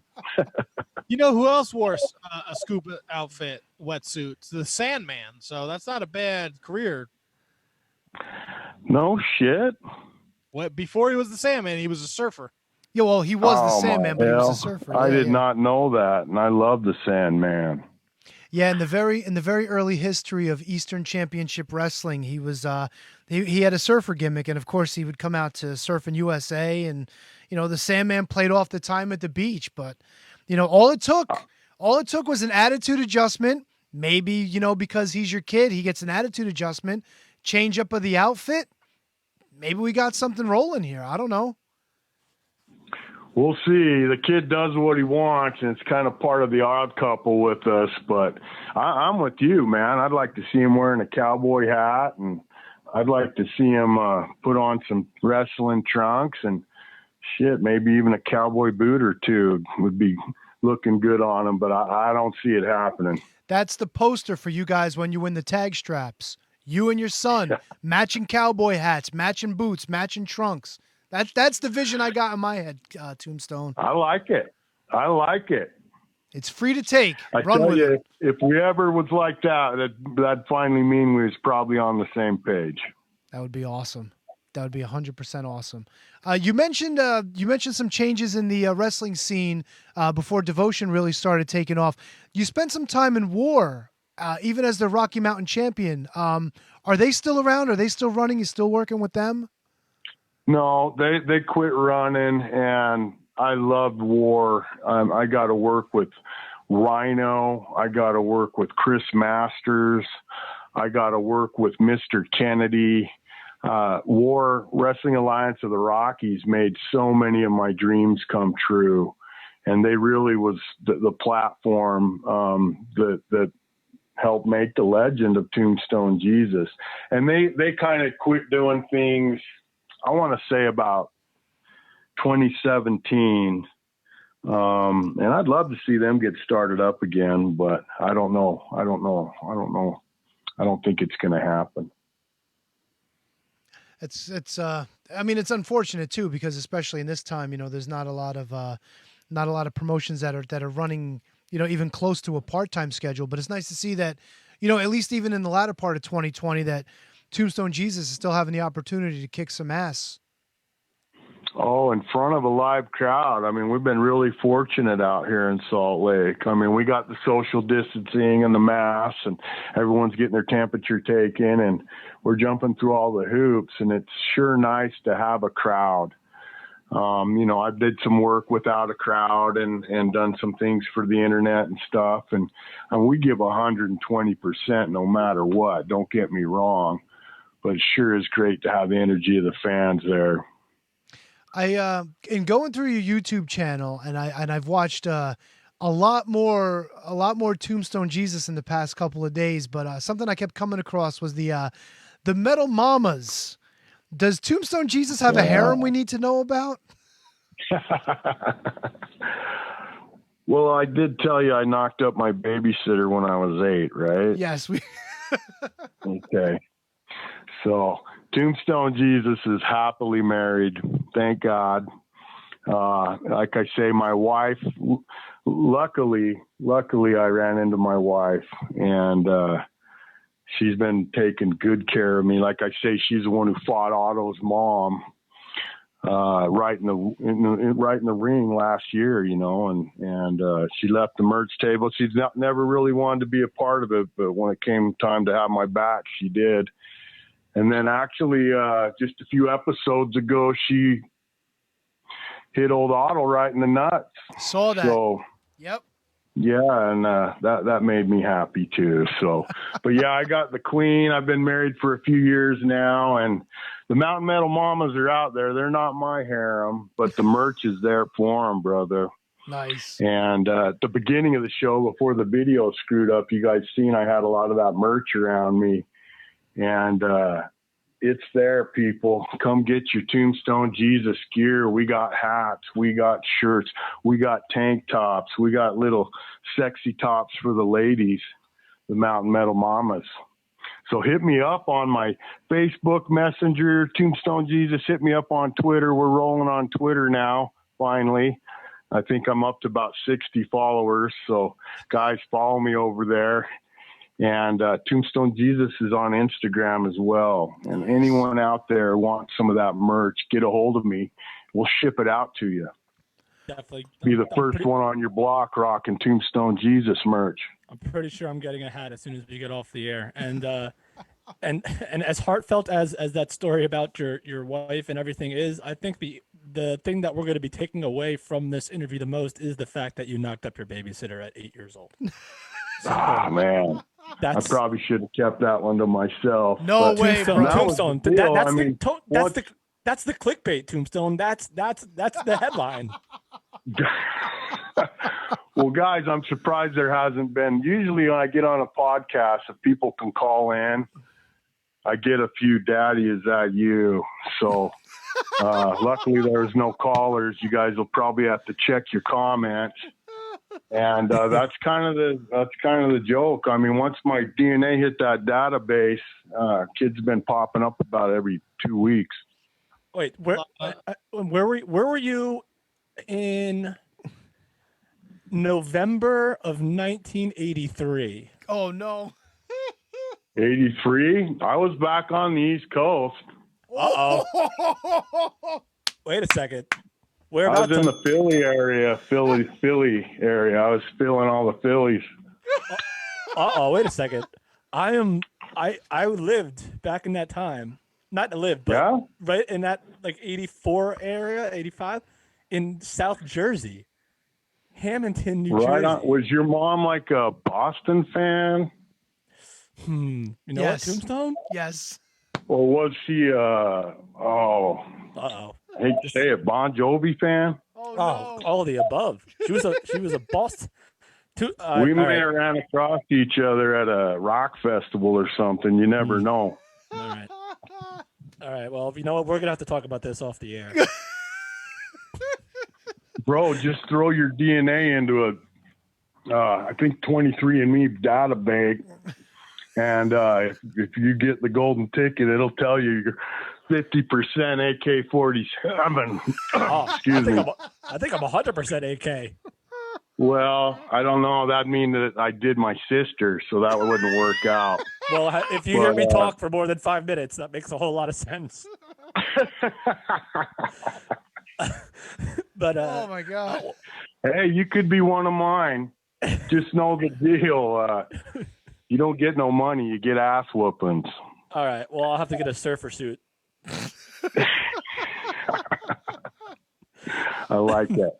You ain't worried about all these women coming after you for alimony? It depends on how old the kid is. You know, I'm pretty safe. I'm pretty safe. There shouldn't be any more of them running around under 18. Let's just say that. Hey, how long you been slinging that dick, bro? I told you I age in badass years. That's all you need to know.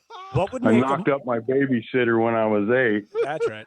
What would make a more entertaining wrestling match? You kind of did the whole DNA thing. Would it be like the DNA results on a pole match, or would it be alimony on a pole match? What would be alimony on the pole match? I'll tell you, that's where it gets real right there. Yep.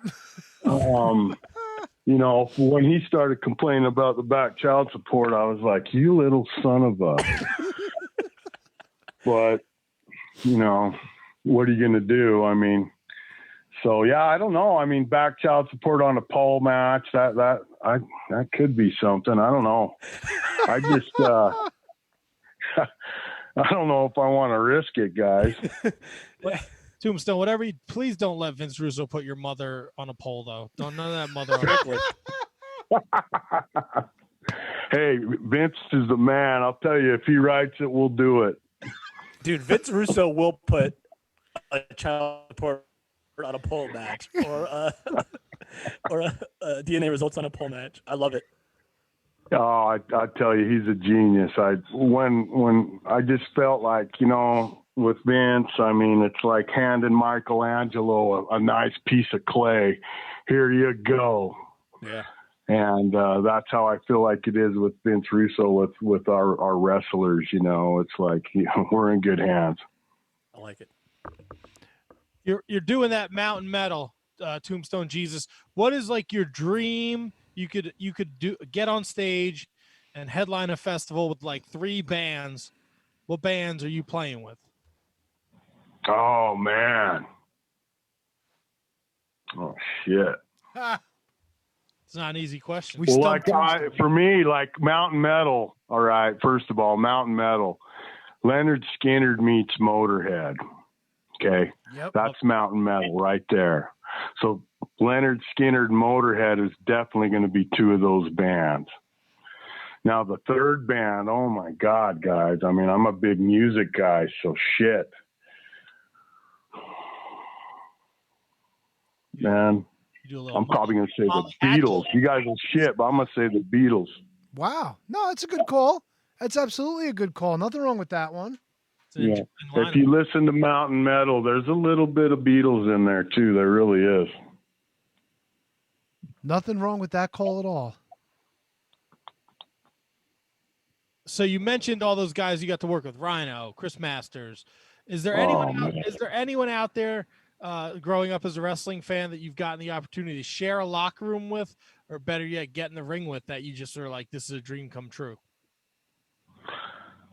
Well, God, Rhino right off the bat. So, I mean, the first big name that I got to wrestle with was Rhino, and me and him teamed up and main evented a big show here, packed house. I think, guys, it isn't my video, but I think if you just like search on YouTube Tombstone Jesus, then Rhino and Utah, it'll probably come right up. And it was a great, great match. And I mean, the guy was just such a professional and such a cool guy. But I was a huge ECW guy.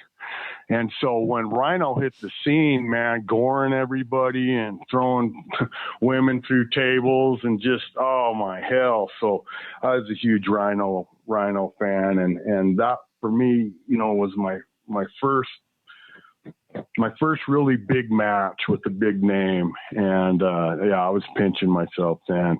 But again, Chris Masters, I mean, meeting Chris too. I mean, there's another guy. Some of these guys, like, so I was in the gym in Salt Lake City, I want to say about 1988, 1989, and the WWF at the time was in town, and the Ultimate Warrior was in my gym. And I remember looking at that guy in real life, you know, standing next to him, actually looking in the mirror at myself next to him, and just, oh my God, you really got to stand next to someone like that to really appreciate just the physique on this guy, right? Well, that's how it was when I met Chris Masters as well. It was just on another level where you just kind of got to step back and go, wow. And what a cool dude. Taught me so many things. And then again, I mean, Mr. Kennedy, Mr. Anderson, that was awesome as well. So not only did I get to share a locker room with these guys, I got to wrestle with them. And so, yeah, man, I can't complain.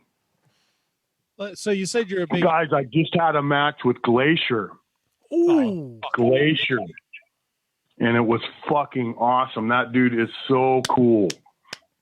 Come out to Salt Lake City just a couple months ago, and I gotta be against him. It was him and Manny Lemons versus me and my dark missionary we got going on. And anyways, that was awesome too. And I mean, so when he came out, when he hit the scene, you know, with that Sub-Zero gimmick and that huge push they gave him, I love that guy. It was awesome. Did blood run cold when you were in the ring with him? It got cold. I'll tell you, I'm glad I didn't have to eat one of those kicks. So you're a big ECW guy.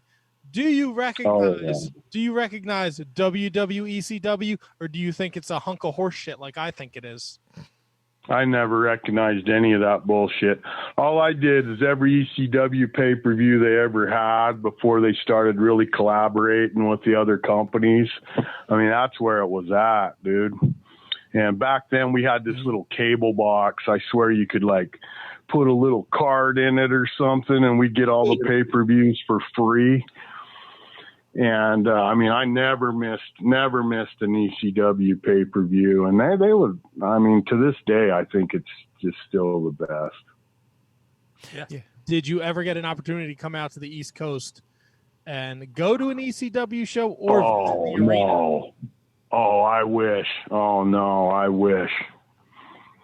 No, that would have been something. Yeah, we went to a few shows. It wasn't everything it was cracked up to be. You're so full of shit. Of course I'm full of shit. It was awesome. How could it not be everything it's cracked up to be? I mean, all you guys are going to do there live and see some more cool shit that maybe the camera didn't catch. I mean, and it just seemed like every time you were there, something special happened. I remember I was at the show where where Shane Douglas grabbed Gary Wolf by the halo and threw him down. You really felt like 1,000 people were going to rush the ring and just murder Shane Douglas. The heat there was just insane. Dude, when they were coming out with that triple threat shit, throwing the threes up in the air, and they're playing that Deep Purple song, oh my God, it was good so stuff. badass. Oh yeah, a lot of good stuff. Yeah, Perfect Strangers, they'd come out too. I still get goosebumps. Just that was such a badass entrance. It was like him and Candido, and I think Francine had come out. Yep, and Bam Bam Bigelow too, Jersey guy. Yes. The man, Bam Bam. When you're playing and you're on stage, is there wrestling music in the set for the night? Have you played any themes? No, I don't do any cover tunes. All I've ever done is original songs that I've written, and I've got a song called "Kick the Shit Out of You." And it's on YouTube. You can find it, and it's kind of a wrestling tune that I've written. But no, I've never done any wrestling theme songs or anything like that. But I have done a couple. I did a couple shows where I got to get up and play on the stage, and then when I got done, I'd set the microphone down and go down and get in the ring and wrestle, and that was cool. I'd like to do more of that. So I would assume you would prefer being on stage first and then getting in the ring. Right. Absolutely. Get out, play my Sasquatch song live, and then finish it out, run down the ring and kick someone's ass. That'd be a fun time. That's beautiful. That's absolutely beautiful. If somebody's listening to this, Tombstone Jesus, they're not familiar with you or your music, they want to check out some mountain metal, what's one Tombstone Jesus song they should listen to? The song that everyone loves is Sasquatch. It's not on YouTube. It's kind of not on there for a reason for now. But you guys have seen it in my entrance video, and anyone can check it out in my videos on Tombstone Jesus Facebook. You'll find it there. But as far as YouTube goes, for sure, and you guys were playing that song earlier, the Railroad Car. I have a lot of people tell me that that's not just their favorite Tombstone Jesus song, but it's their favorite song. And definitely check out the Railroad Car. If you get on my Tombstone Jesus channel, I haven't done a lot of videos there for a while, but click on uploads, and there's like 85, 90 videos. And you can fall down the rabbit hole. But one thing you got to fucking check out, guys, is the Dr. Tombstone video.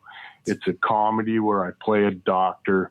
Watch it all the way to the end. I promise you're going to love it. I saw it already, Tombstone. 100% agree. It's awesome stuff. Right on. But yeah, the Railroad Car, the Kick the Shit Out of You, there's some live videos, some live music. And check it all out, guys. But know this, we'll be getting a little album coming out here pretty soon. Oh, I can't wait. Little fan friendly thing that we can sell. I can't wait. So I'll be honest with you. That. My favorite right now is Shake That Ass. Oh yeah, brother. I played that thing like 20 times. I love that song. Bro. So we used to rehearse in this studio we rented out, and one of our rehearsal days was Sunday, and we would rehearse for like 6 hours, but we would always take lunch midway through it at the local titty bar. Nice. And that song got written on Sundays when it was time to go eat lunch, go have our steak and eggs. I'd start playing Shake That Ass, and that's how that evolved into that tune. And that's one of my favorite tunes too, man. I love that song. Tombstone Jesus, we have somebody called in. They want to talk to you, Mr. Torment. Torment? No. Oh yeah, that's right. The artist formerly known as Jay George. I'm proud to announce as of today, I will be performing under the named Torment. This is going to be my new character that I'm going to be doing for professional wrestling. Well, Torment, welcome back. I don't like to think of it as a character. I like to think that this is finally who I am, the master of pain and torment. Well, you're on the line with Tombstone, and we understand you have a question for him. Listen. Talk to me, brother. We had a little interaction on the Twitter. As soon as I saw this guy walk out, the crowd's going crazy. There's a live marching band there, correct? No, I had a bass player and a drummer there. That played throughout the match, which is fantastic. Yep.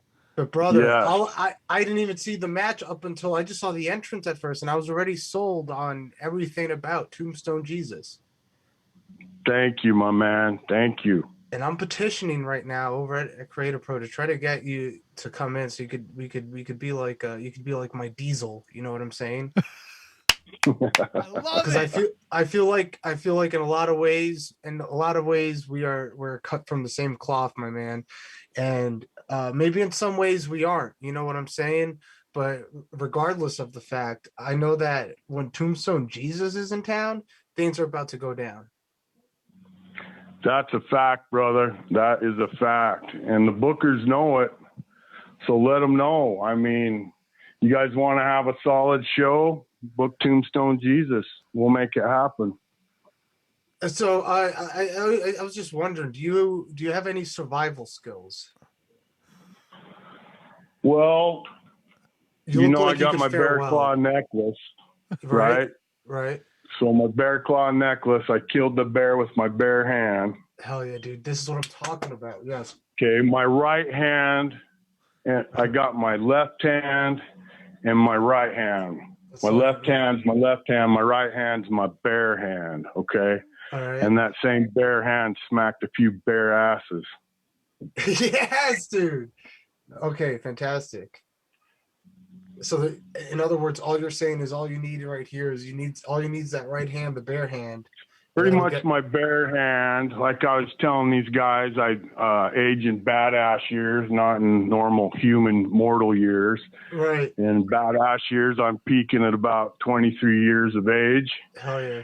And my blood type's AK-47. How many? And my fans are Tombstoners. Yes, sir. And the AK-47, it runs through them as well. How many miles per hour are you going? Fuck. Yeah, Mach right? fucking 20, bro, right?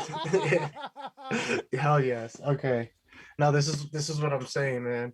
This is exactly what I'm saying. So this is a marriage, one way or the other. We have to get you guys together at some point. Oh, we got to bring Tombstone out here. I don't think there's any other way to do this, right? Oh no, you don't. Come on, Torment gets booked in Utah.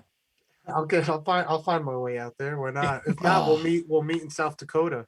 Damn, I like the way this St. sounds. Louis is a fighting town, man. Let's meet in St. Louis.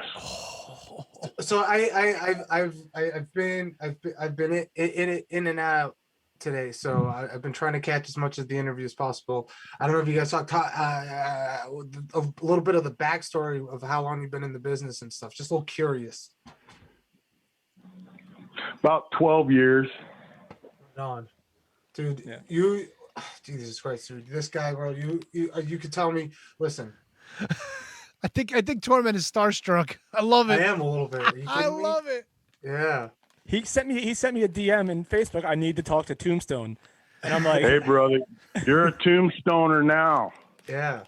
Dude, Tombstone and Torment, like Diesel and HB Torment. Oh that's my God. what I'm saying, man. Are you kidding me? That's money. That's money everywhere. So geez, all right. What are you riding a bike or what? You ride a motorcycle or no? Yeah, I got a motorcycle. I ride it around a little bit. I mostly run in the desert, dude. I live out here about a couple hours outside of Vegas, down here in the desert, and I mean I just lift thousands and thousands and thousands of pounds. And when I'm not doing that, I'm running in the desert, bro. Running from rattlesnakes. When I'm not doing that, I'm playing mountain metal and kicking people's ass.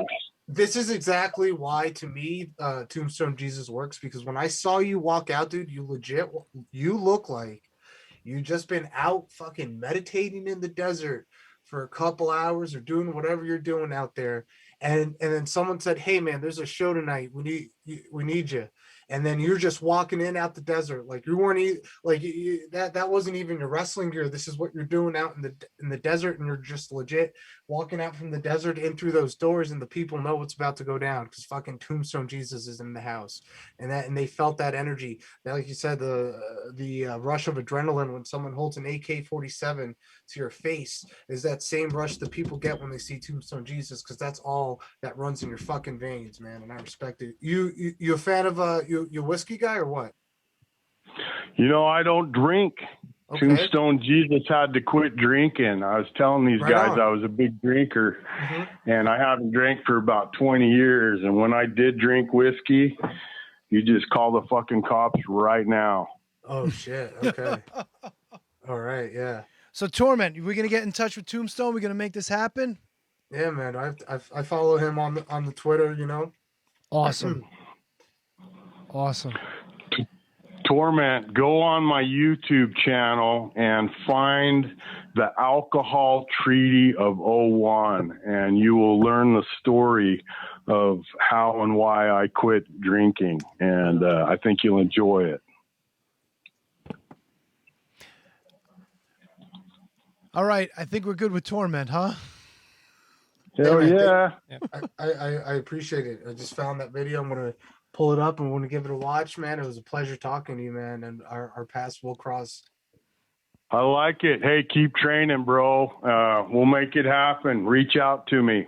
Yes, sir. Yes, sir. Sounds good, man. That's awesome. All right, buddy. Take care. Take care, guys. Thanks, Torment. Thank you. Later, Torment.